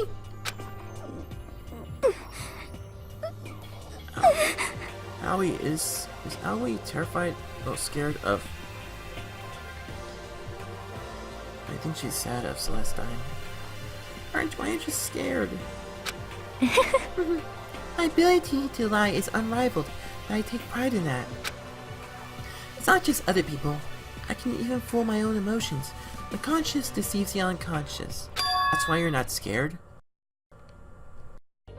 Yes, indeed. That's right, I don't fear death. Kill me however you like. But you know, if I could be reincarnated, if I had a choice, then Isn't it wonderful? I think I would like to come back as Marie Antoinette. No, I think she was decapitated during the French Revolution. Hey, You'll just get executed again. Yes, that's what I just said, Yasuhiro. Celeste smiled then. And when she didn't, it looked to me like a poor effort to force it. She is scared. She claims she could fool her own feelings. But in this case, not. That statement itself must have been her final lie.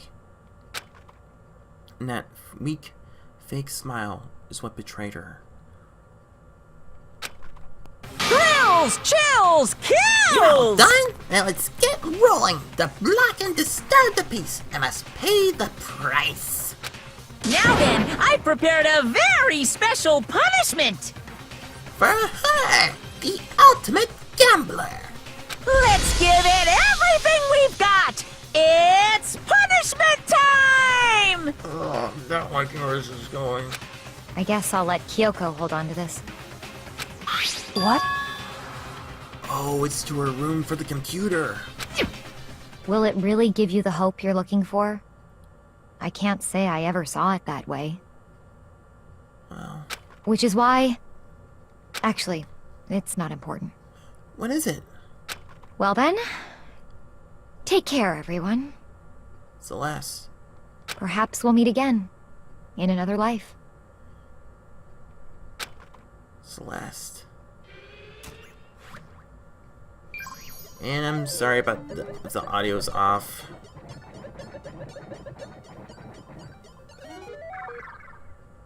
Time for the punishment.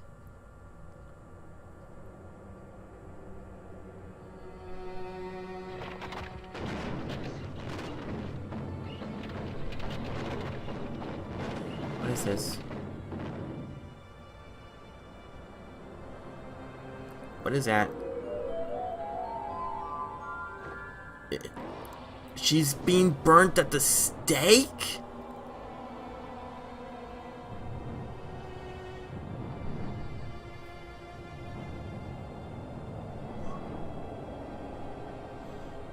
Burning of the Versailles Witch.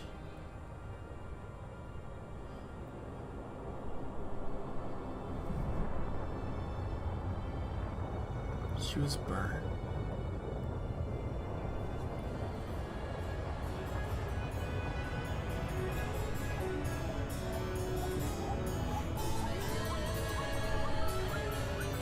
This is not suitable music!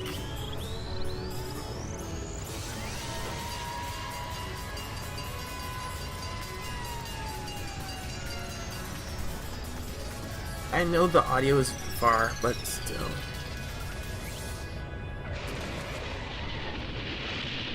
Oh, that didn't sound... That did not sound good at all.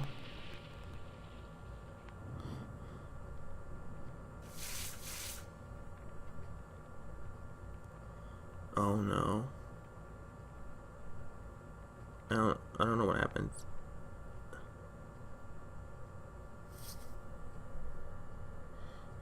Celeste.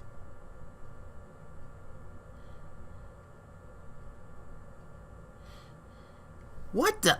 A fire truck? Oh no. Oh no.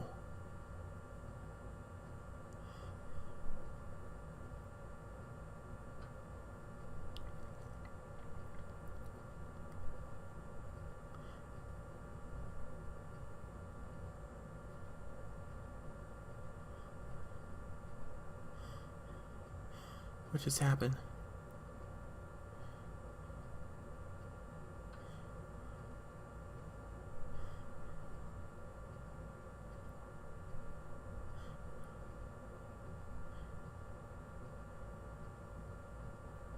Is that all?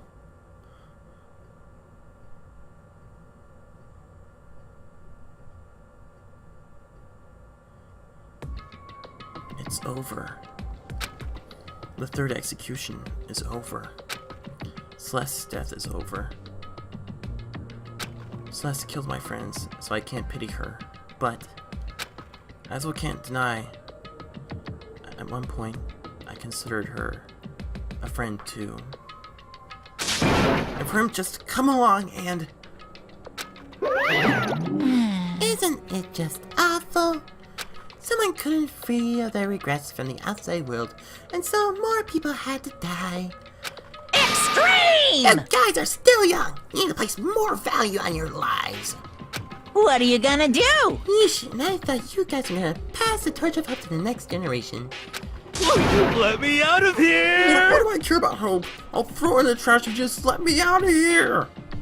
Too bad. Oh, you're all the embodiment of hope, whether you like it or not. And it's my destiny to knock you down one by one. It's sad, yes it is, but that reality just can't be avoided. Don't talk like you're responsible. Don't talk like you're not responsible. How long are you gonna make us keep going through this? What do you want from us? How strange. I'm so sick of people asking me that. Give it a rest already. So anyway, Kyoku, did I see you get some type of key type object from Celeste? Hey! So what's the deal with that? What? What? What's the matter? So then, I'll answer your question if you answer mine. you... What did you do? What?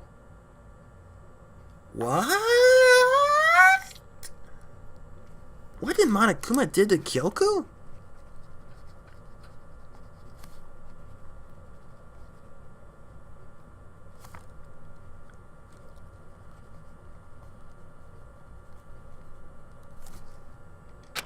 Ooh. What? Hey, Answer me. What? Ooh, how exciting!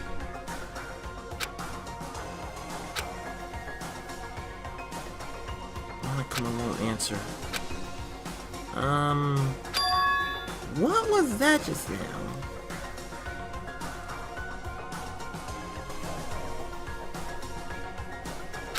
The Mastermind did something to Kyoko's body.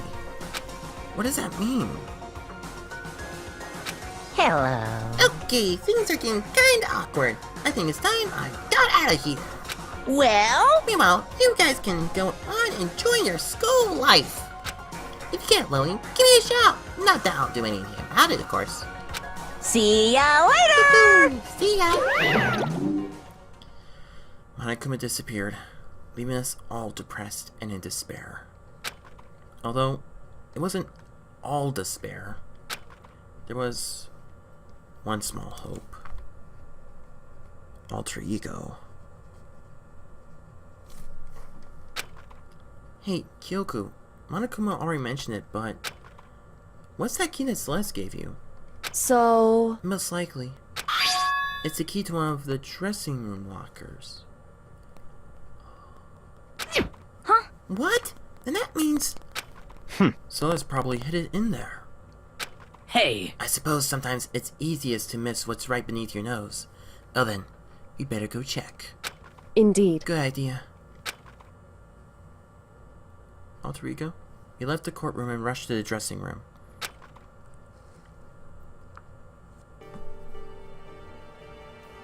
As we approached the dressing room, Kyoko looked back at us and said, Hey, I'm going to go on alone from here.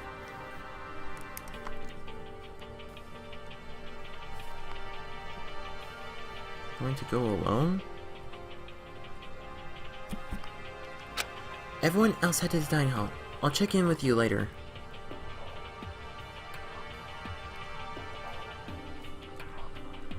I can see...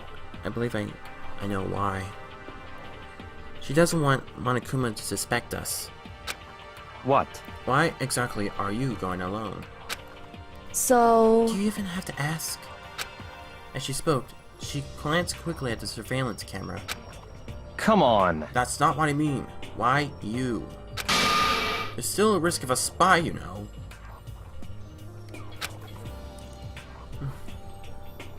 There's still a risk of a spy. Then I'll go too. What? You? Please, let me go. Standing here arguing is just going to draw more attention to us. Goodbye. Do whatever you want. Thank you, Byakuya. well then. Then it's up to you now. Yo! I'm gonna head to the dining hall, okay? So Makoto and Kyoko are gonna go together? Oh, that's not what it looks like. It's going to look, you know. That doesn't, does that mean what I think it means?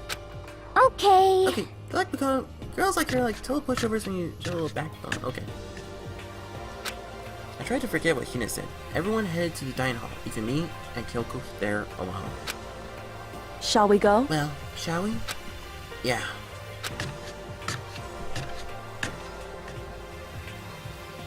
So We then, need to get into that locker. Kyoko took the key Celeste had given her and unlocked the locker. As the locker swung open, we saw... You really came! We saw Alter Ego.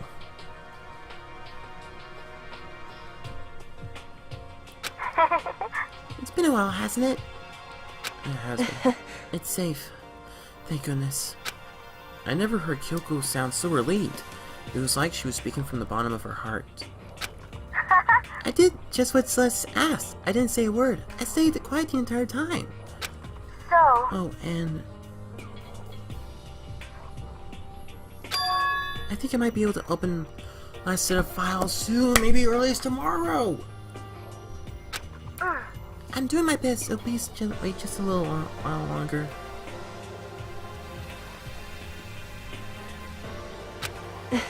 So, now I can officially say the case is closed. Yep, it sure is. As far as this incident is concerned, sure, but... Can we take a second? Since we have this opportunity, I want you to be honest with me. Okay. Kyoko. Ask her to be honest. Kyoko, please tell me. What were you trying to do all on your own here at this school? What is she doing on her own?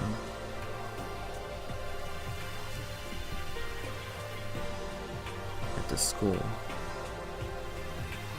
you... Is that why you wanted to come here with me? However, Regardless, it's not something you need to know right now. Okay, not something you need to know right now.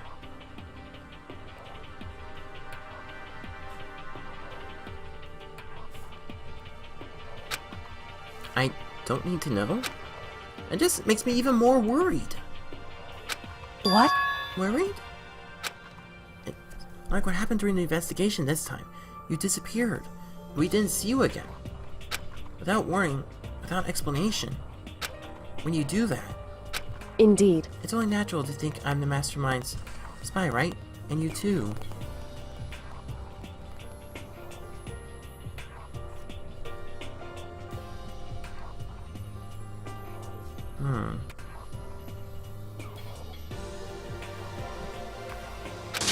No! I believe in you. What? You believe in me? So Kyoko is not the spy.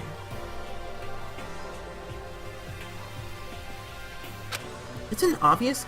People believe in their friends, right? That's why I wanted you to tell me. I want you to believe in me too. Because we're friends. I understand. It's true. Well, maybe I can believe you. Just a little bit more. Then, That's fine. fine, I'll tell you. I'll tell you why I've been disappearing and where I've been going. Kyoko, tell me why she's disappearing.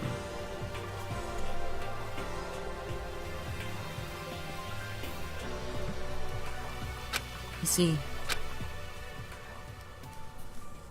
what is it? What I heard from Kyoko. I want to heard what it was. I want to know what it is. Heard from Kyoko was.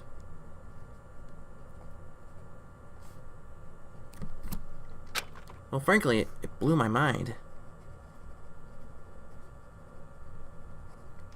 Right after I told Kyoko, and I believe in her, she told me a story that was, well, almost unbelievable.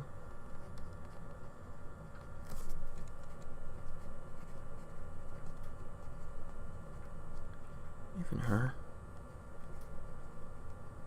She told a story almost unbelievable.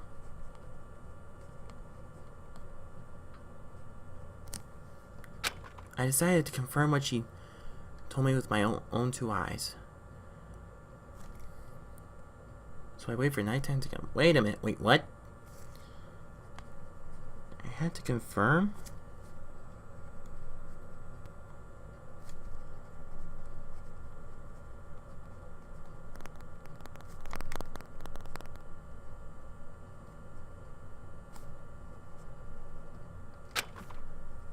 Wait for nighttime.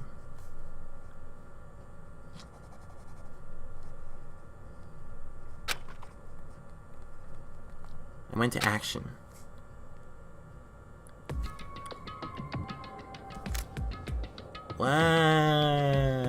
What? Correct. The boys' bathroom on the second floor doesn't have a surveillance camera or monitor in it. And in the storage closet there, way in the back. What? She said it was all the way in the back of the boys' bathroom storage closet, but could Kyoko be really right about this?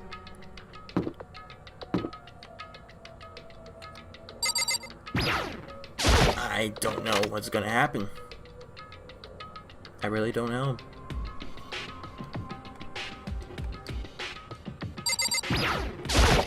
Must be it. It's just a normal storage closet as far as I can tell. Just a normal storage closet.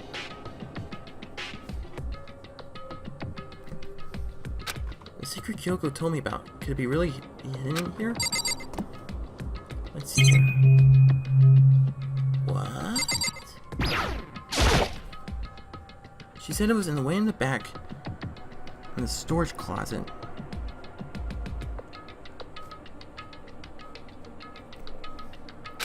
But I mean, seriously? Without thinking, I placed my hand on the back of the storage closet, and suddenly, as if I were being yanked in... What? Gashunk! It was a secret passage.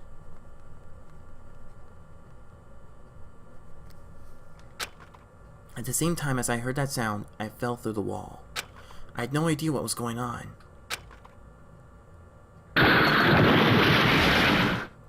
What is this? Is this like Kyoko's secret room or something? I had fallen through the back of the storage closet. Huh?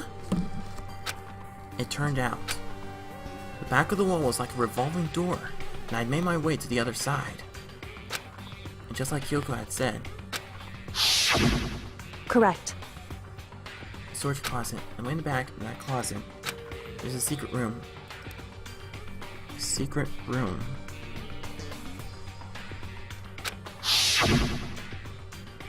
So this is a secret room. What's in here? Let's check the desk first. It's just a normal desk with normal drawers. Okay.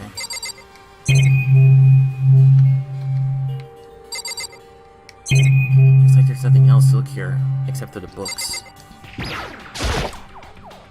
There's a bunch of files, and looked like volume after volume of yearbooks. Bunch of files. Volumes of yearbooks. They're all covered in dust. Looking at everything, one file at the edge of the bookshelf caught my eye.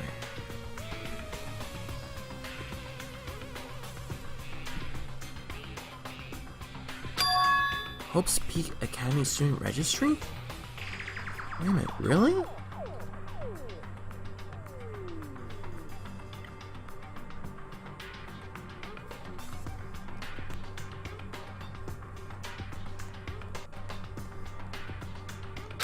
It's the only thing not covered in dust.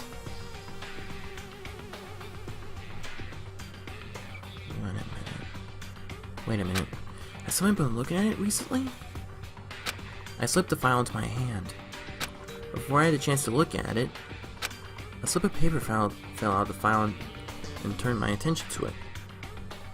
A piece of paper fell out of the file.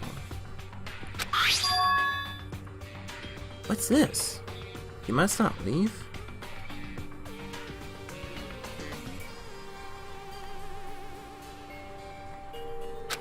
You must not leave. That's kind of weird. I can understand, like, if it said, like, I can't leave, but you must not leave?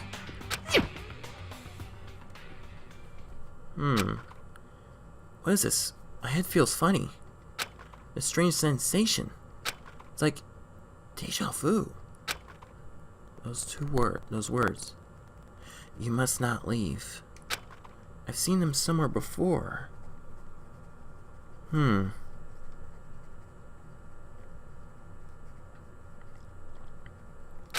But I can't quite remember. What do I know? What don't I know?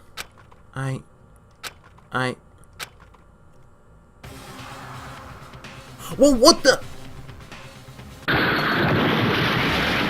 A strange sound rang out of my head. It felt like I was shaking my brain back and forth.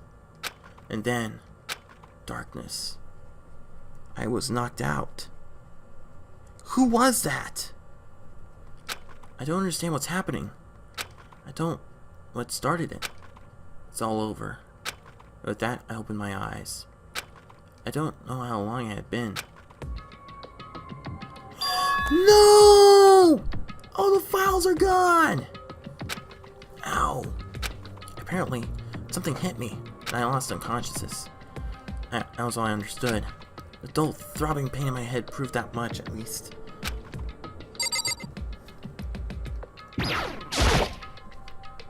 Empty bookshelf.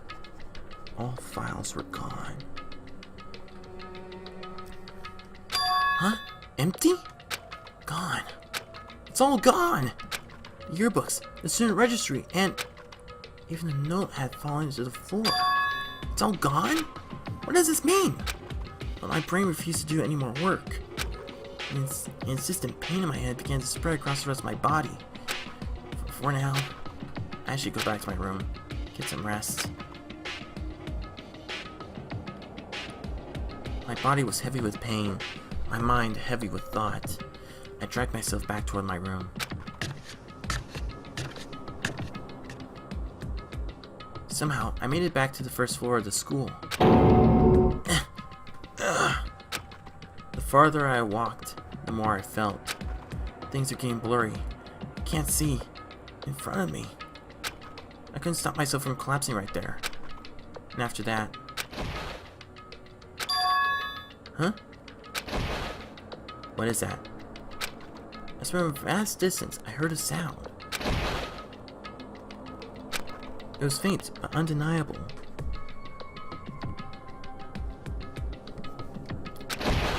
What is that?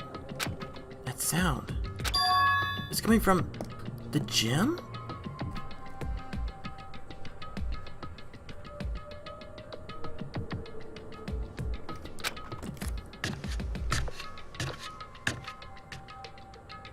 As I desperately hauled my shaky frame toward the gym, the sound got stronger and stronger. Whoa. What's going on? It can't be nothing. Here? In the gym?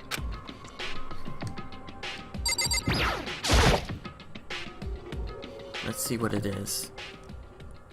I didn't make a sound as I opened the door to the gym. The sounds coming from inside, meanwhile, only intensified that much more. What is this? Whoa!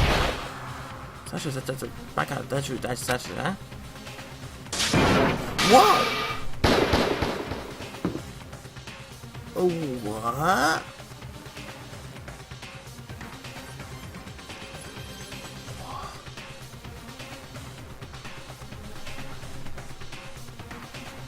Sakura is fighting Monokuma? Wait a minute. Could she be the spy? No.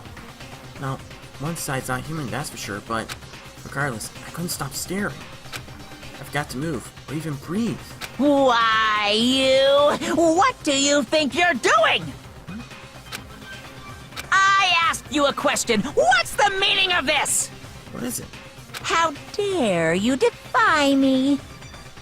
This wasn't part of the deal! It was... The deal? It wasn't... part of the deal.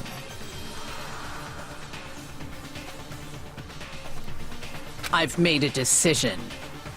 I will no longer retreat, no longer compromise, no longer regret.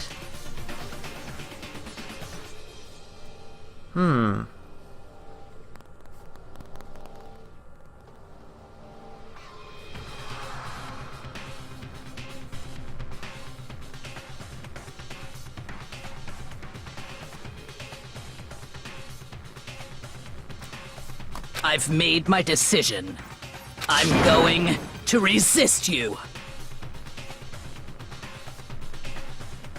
What?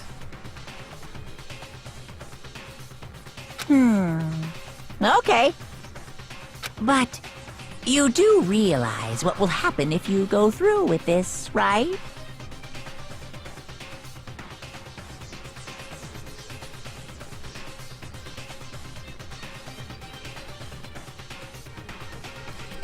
You haven't forgotten, have you? What? What I'm holding hostage?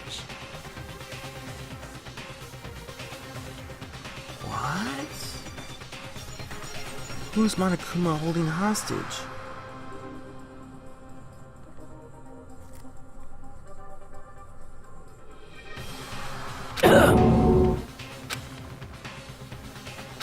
What am I looking at?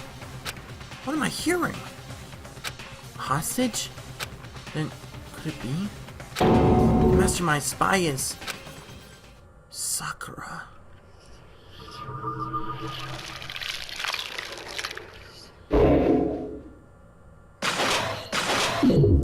How many left? Oh my gosh. Oh man. This body student is Super Robot Justice present. Yes. My gosh. Half of all of our students is gone already.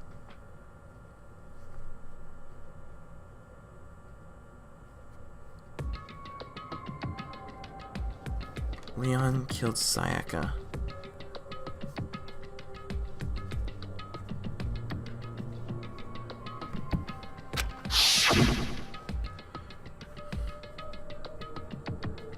Monokuma killed Junko.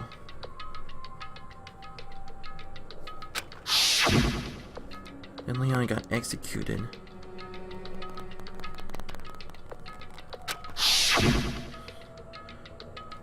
And Mondo killed Chihiro.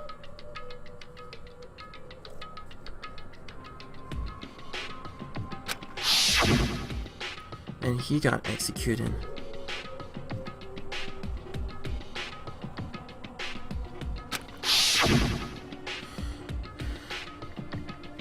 Hifumi killed Taka. And Celeste killed Hifumi.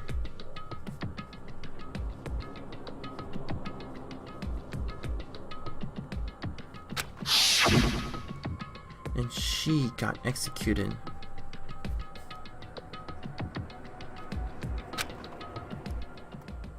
And that brings us up till now. Next morning in the dining hall, the day after Celeste's case.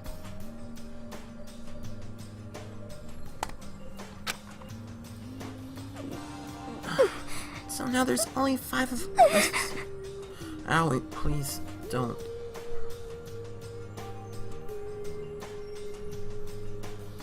And only a third of the number of people we started with. Indeed. Loneliness has become commonplace.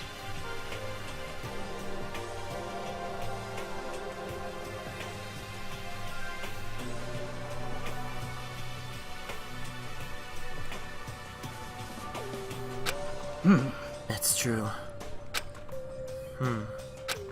Still. what did I see yesterday? I don't understand. So it looks like we may have found out the true spy. Sakura is the mastermind spy? Can that really be true? Makoto, you okay? No, I'm fine. I can't bring it up in front of the others. That's true.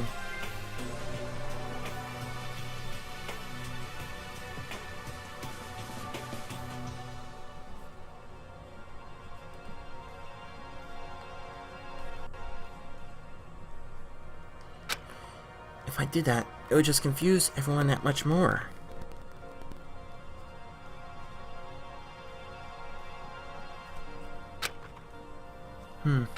Okay, in that case, let's eat till we pass out. Huh? What do you mean, in that case? 'Cause, I mean... Well, cause look how scary everyone looks. It's gotta be because you're fighting all on empty stomachs, right? If you fill your belly, I'm sure you'll cheer up. So let's eat. Okay. Let's fry up some fish and toads and eat till we can't stand up. What? That's like a deep impact style. Meteor impact. Extinction level of a combination of foods. Huh? Are those both breakfast? What? Those are both breakfast top time sellers. Still, until we can't stand up part is a problem. After we're done, we need to explore. That's true. Explore. I see. That's right. Since the class trial is over, new areas should have opened up. It's true. Plus, we have alter ego. We don't have time. We don't have to give into despair just yet. That's true.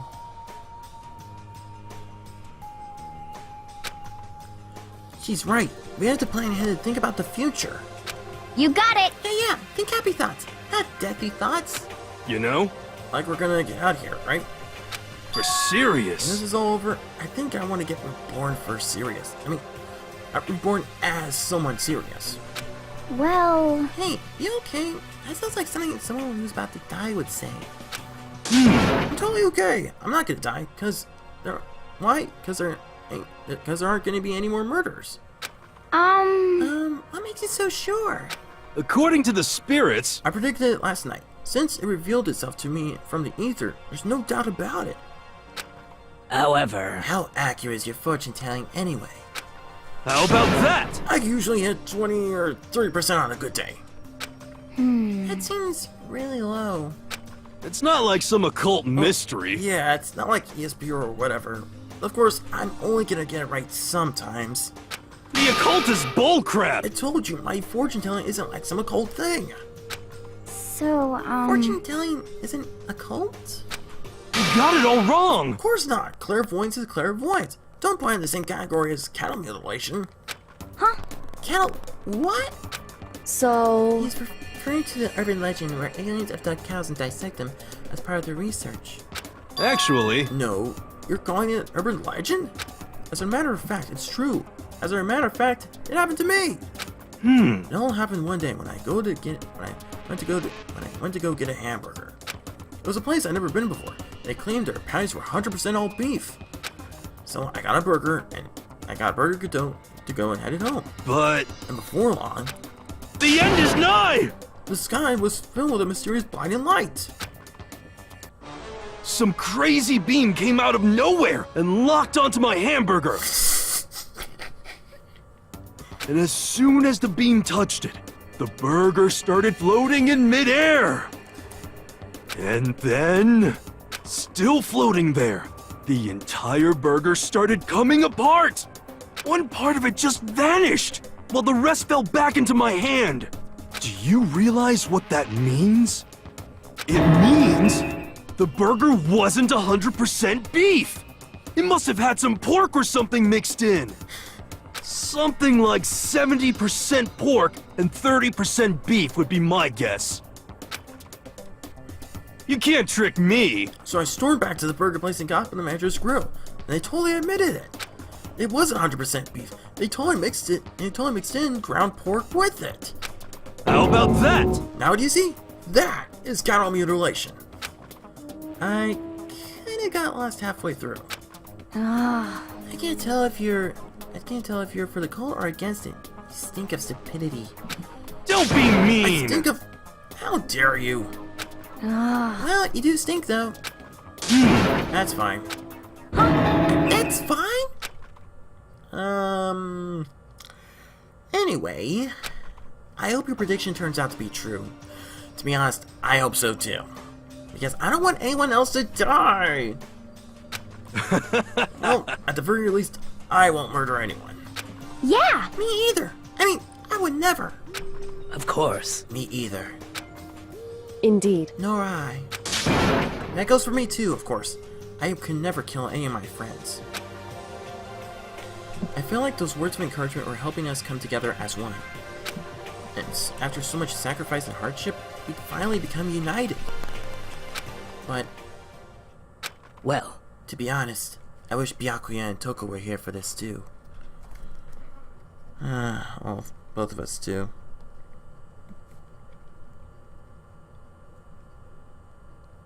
Which is that? Byakuya and Taka were here.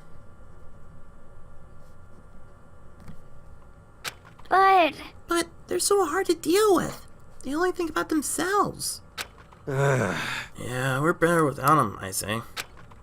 That was enough to prove. We're united for the time being, but within that bond, hid weakness and fragility. United for the time being.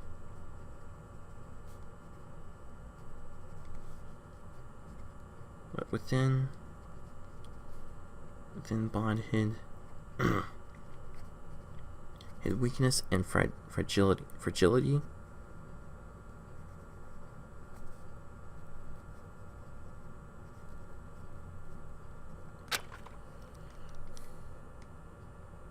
Let's see what's chapter 4 now.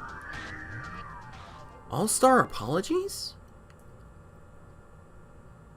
What? We began our search as soon as we finished our breakfast in the dining hall. We had to find out what had opened up, what was waiting for us. Oh. I don't know why the music keeps going in and out. Excuse me.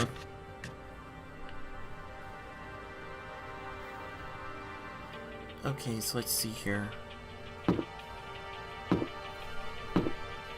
Let's see what has opened up. Whoops.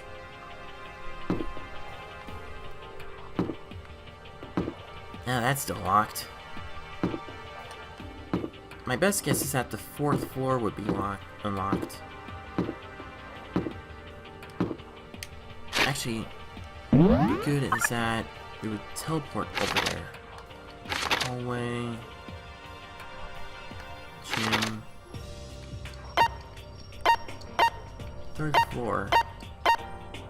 3rd floor. There we go.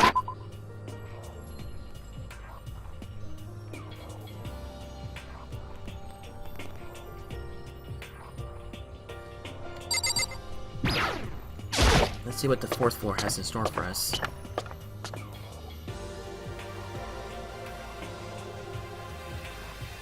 Whoa!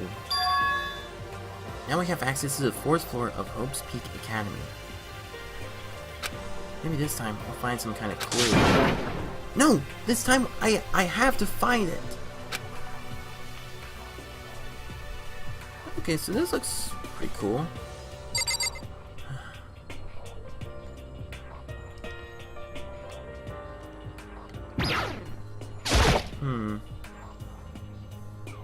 This is a girl's bath. Oh, okay. It's pretty obvious. Yeah. Wrong one. I need to go over here.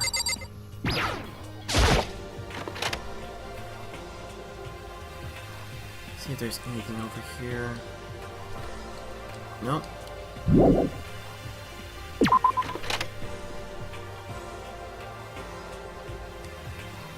Let's look at the map for the new room. Okay, so the data center's over there.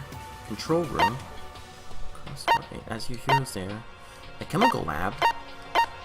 office, the headmaster's room, music room. Okay, I think we should check out the data center first.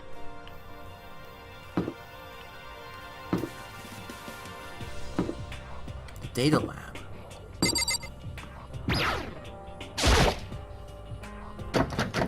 Ah, crap. It's locked.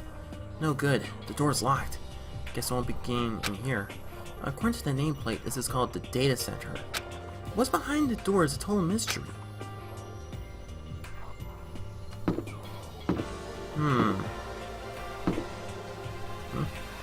I thought I saw something.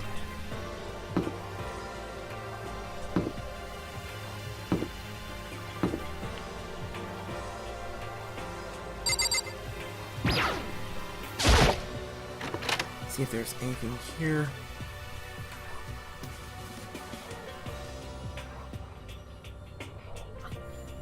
Oh, yes, a hero's there.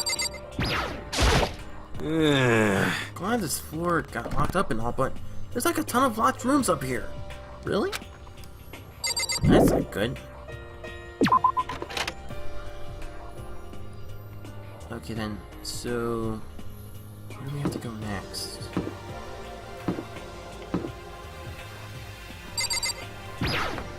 Ow! Ow!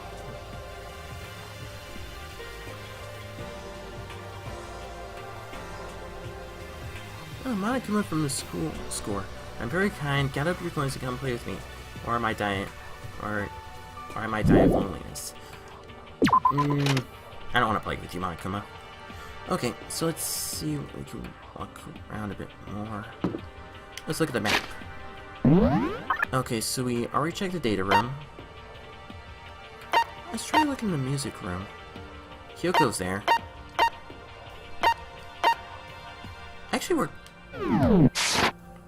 Actually, we are close by the chemical lab.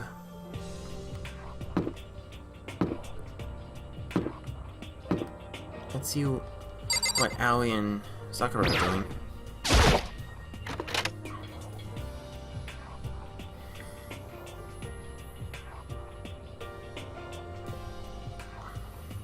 Ooh. Inside the room, the smell of medicine was oppressive. So this is the chemical lab. I hope inhaling all this stuff doesn't do permanent damage. Oh, not. Okay. Let's look over here. Chemical lab. It's a remarkably big shelf, and it's stocked with all kinds of medicine. With all kinds of medicine. That's right! Ah, Makoto, listen, just take a deep breath and calm down and listen to me. Oh, you listen to her. Okay, Hina, just chill out.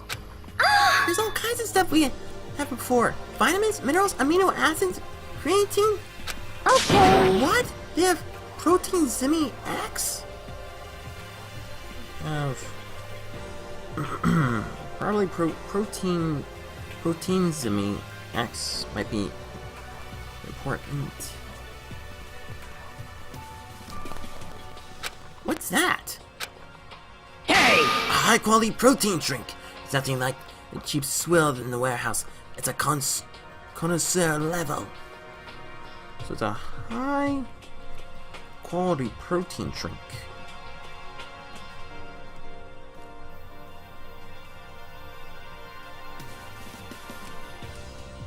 Oh, yeah? It's amazing! It's a gold mine! Ah, my prayers have been answered. Time to load some more prayers then. A gold mine, huh? What do you think yourself, Abby? Hina and Sakura seem to be lost in a deep but friendly conversation. Okay.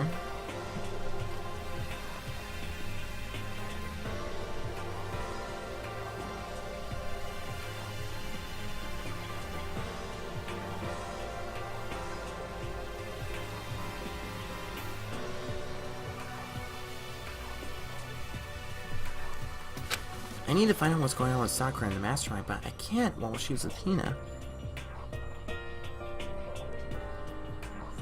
figure out what's going on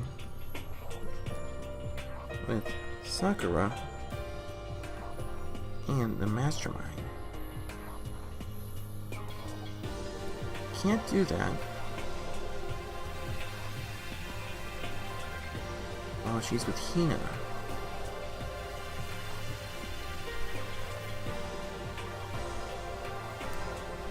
Hey, Makoto! Huh? You need something?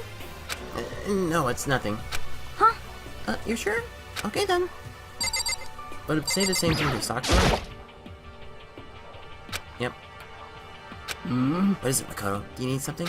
No, it's nothing. So then... Really? Well, okay. So it looks like there's nothing else here except for those two. So it looks like the only thing left to do is go to the... Well, I would like to check out a couple of other things, but... Let's see here.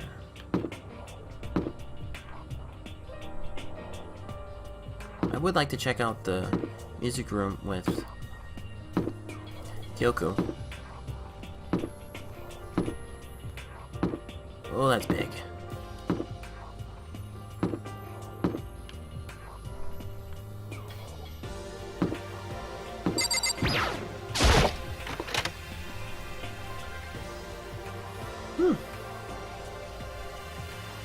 Whoa! Nice music room.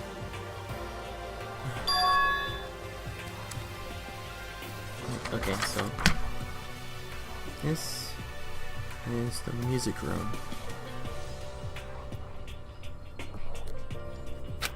It's hardly even a classroom. It's more like an actual concert. Actually, more like a concert.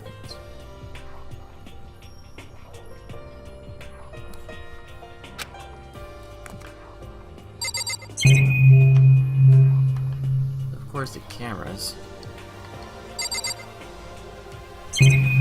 I know. There's a piano in the center. Is this a grand piano? Piano. The center of the music room. Seems really old. I bet it's worth a lot of money.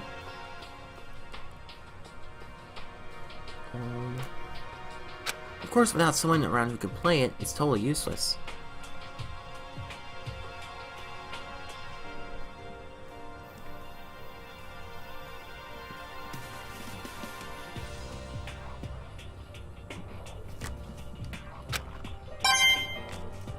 Oh, another one of those.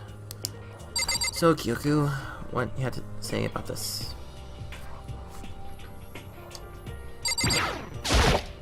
Hey, You know, you haven't told me what you think yet.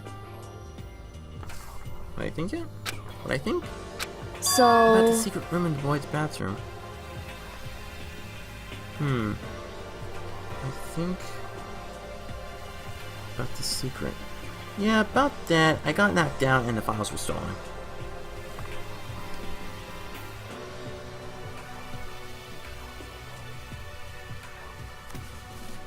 Oh!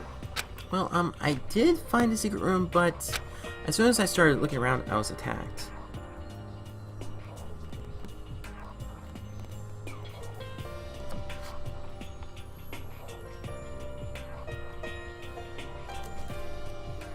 What? Attacked? By who? Well, they came from behind and I didn't have time to react, so I didn't see who it was. And when I came to, the mountains of files and documents were gone.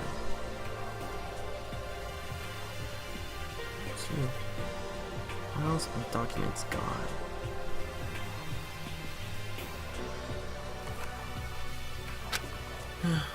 I'm sorry, I know how important those were. That's fine. It's okay. I already saw what I needed in there. Really?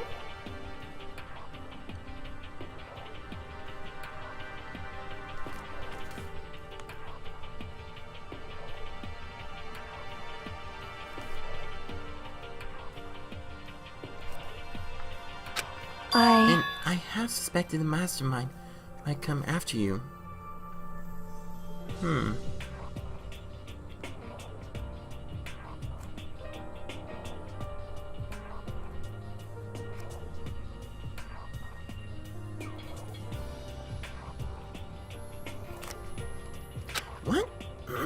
Because... When I discovered the room, the mastermind must have seen me on the surveillance camera in the hallway. Oh.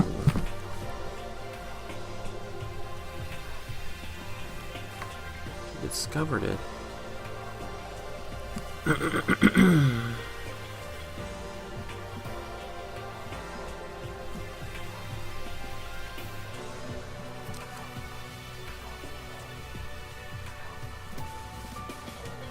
He must have seen me go into the boys' bathroom and not come out again.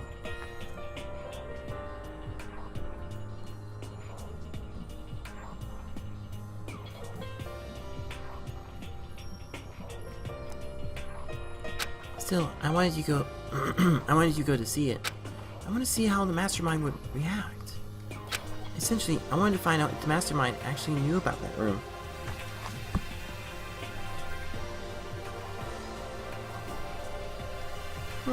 Really?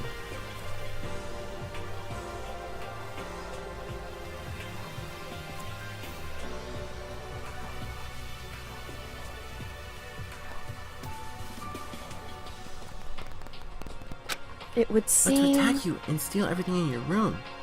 It must mean there's some unknown clue in there that could reveal the mastermind's identity. What's an unknown clue?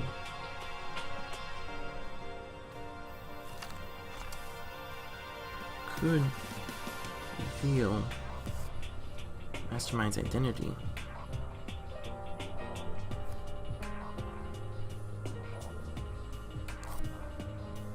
Then you knew I was gonna get attacked? That doesn't matter. You can handle that kind of thing, though, right? After all, you're a boy. What does she think a boy is? Fine, I understand. Then let me ask you something else. Do you know about the note that was left in there? Does she know about the note?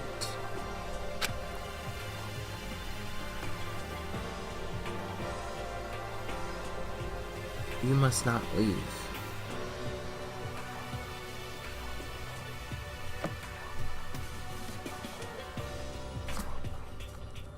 Just a second. We shouldn't talk about that. Not here. Shouldn't talk about it. Here. Not here. Kyoko stole a quick glance at the surveillance camera. So... I'm looking into it. If I find out anything, I'll let you know. If she finds more, she'll let me know.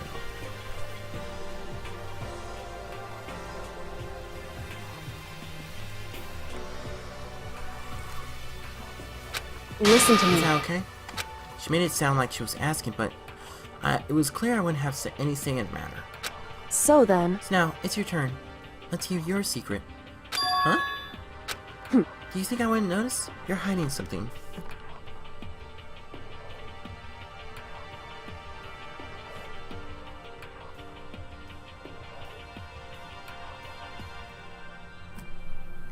Am I wrong? That's...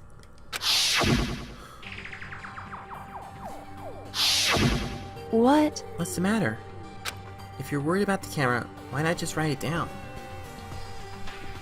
Oh. You're worried about the camera. Just write it down.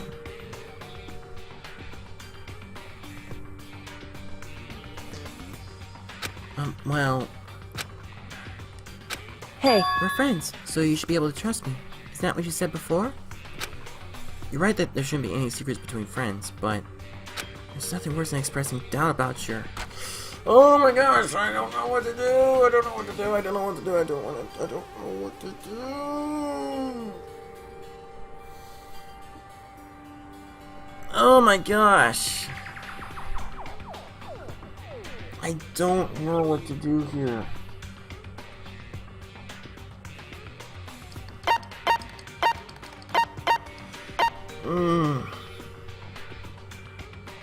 I specifically don't know what to do. Should I tell her? I should have saved it before. I should have saved the game before I should have talked to Kyoko.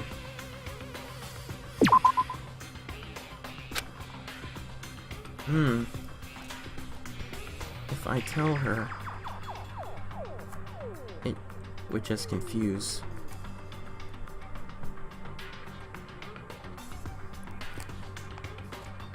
Friendship keeps secrets, but there's nothing worse than expressing. I can't tell her.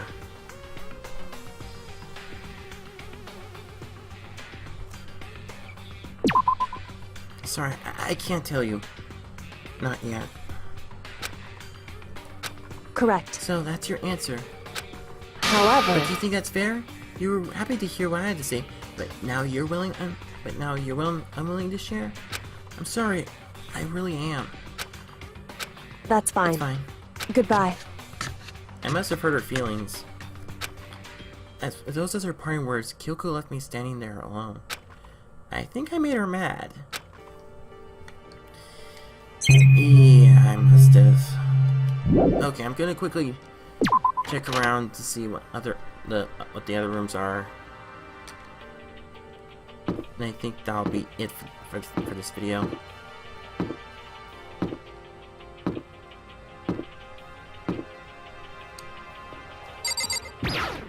Office.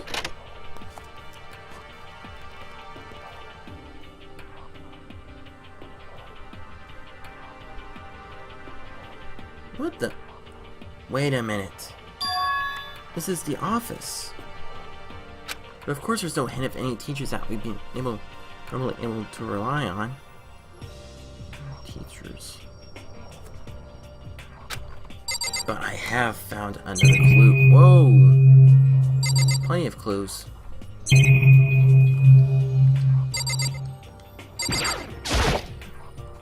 There's a flower on the desk. Somehow it makes things feel that much weirder.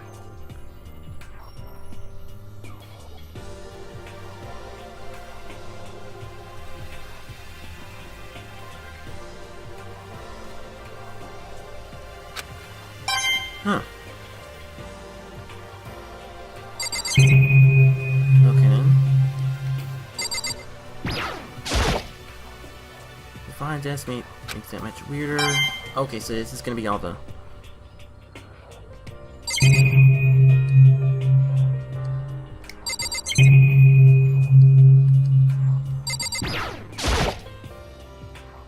our desk.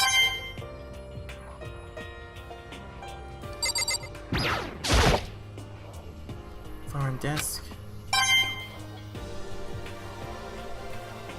This is gonna be the last one. Then we'll get on to the photo.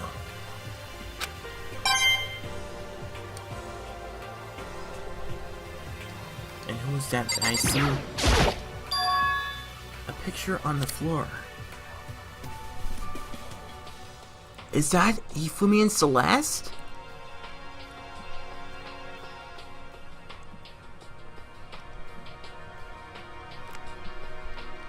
That picture. Sayaka!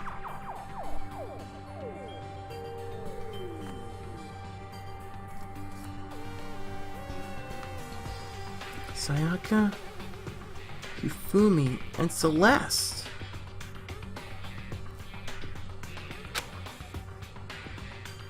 The smiling faces of 3 people who are dead now.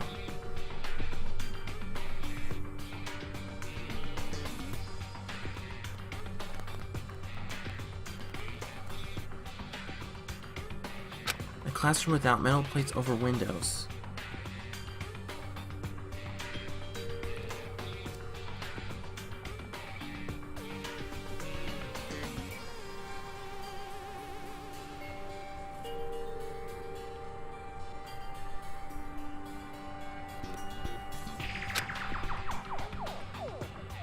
It's exactly the same. It's just like this picture I saw before.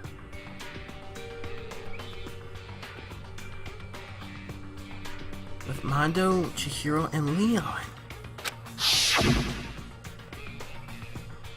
There's no way that this is important somehow.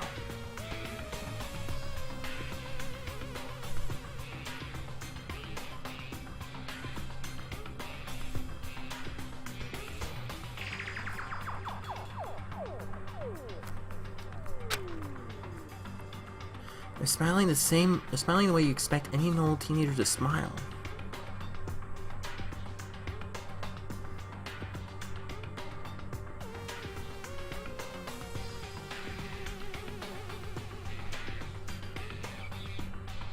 I hope Monokuma doesn't come in and steal her away from us. Just like a normal group of high schoolers, living a normal high school life. I can't believe they're able to smile like that in a world of despair like this. So does this mean this picture was taken before they ever came to Hope's Peak?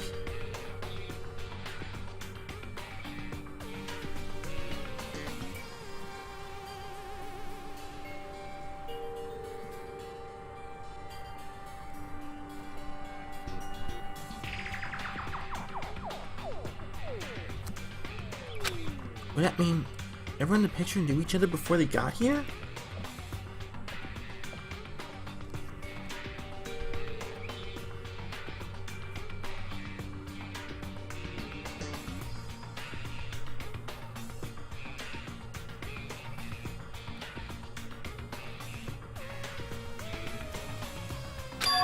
Including Sayaka?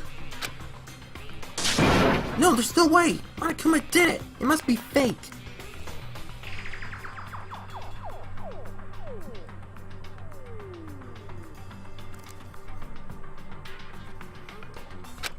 I know it! Haha, you're fake!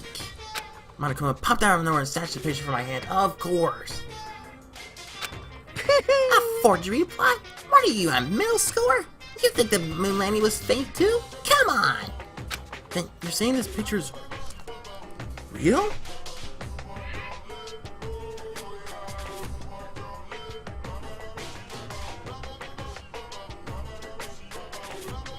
This is real.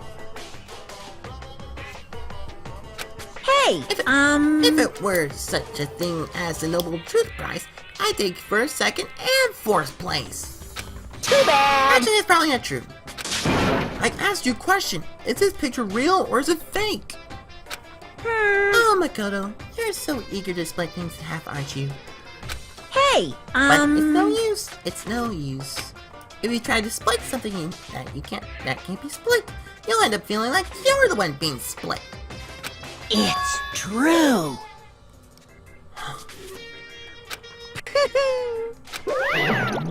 Without another word, Monokuma disappeared. So the picture is real? It's really real. If that's true, if that's the case, you had to tell us to everyone else.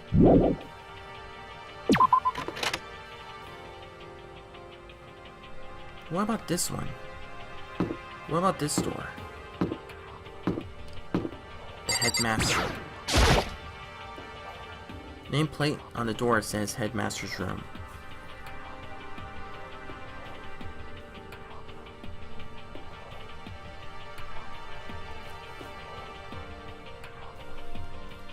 The headmaster's room. There must be something worthwhile in there. Won't budge. Huh? The door's locked. Dang it! I've already taken a good look at things around here. There's a lot to think about, but I should head back to the dining hall and talk to the others.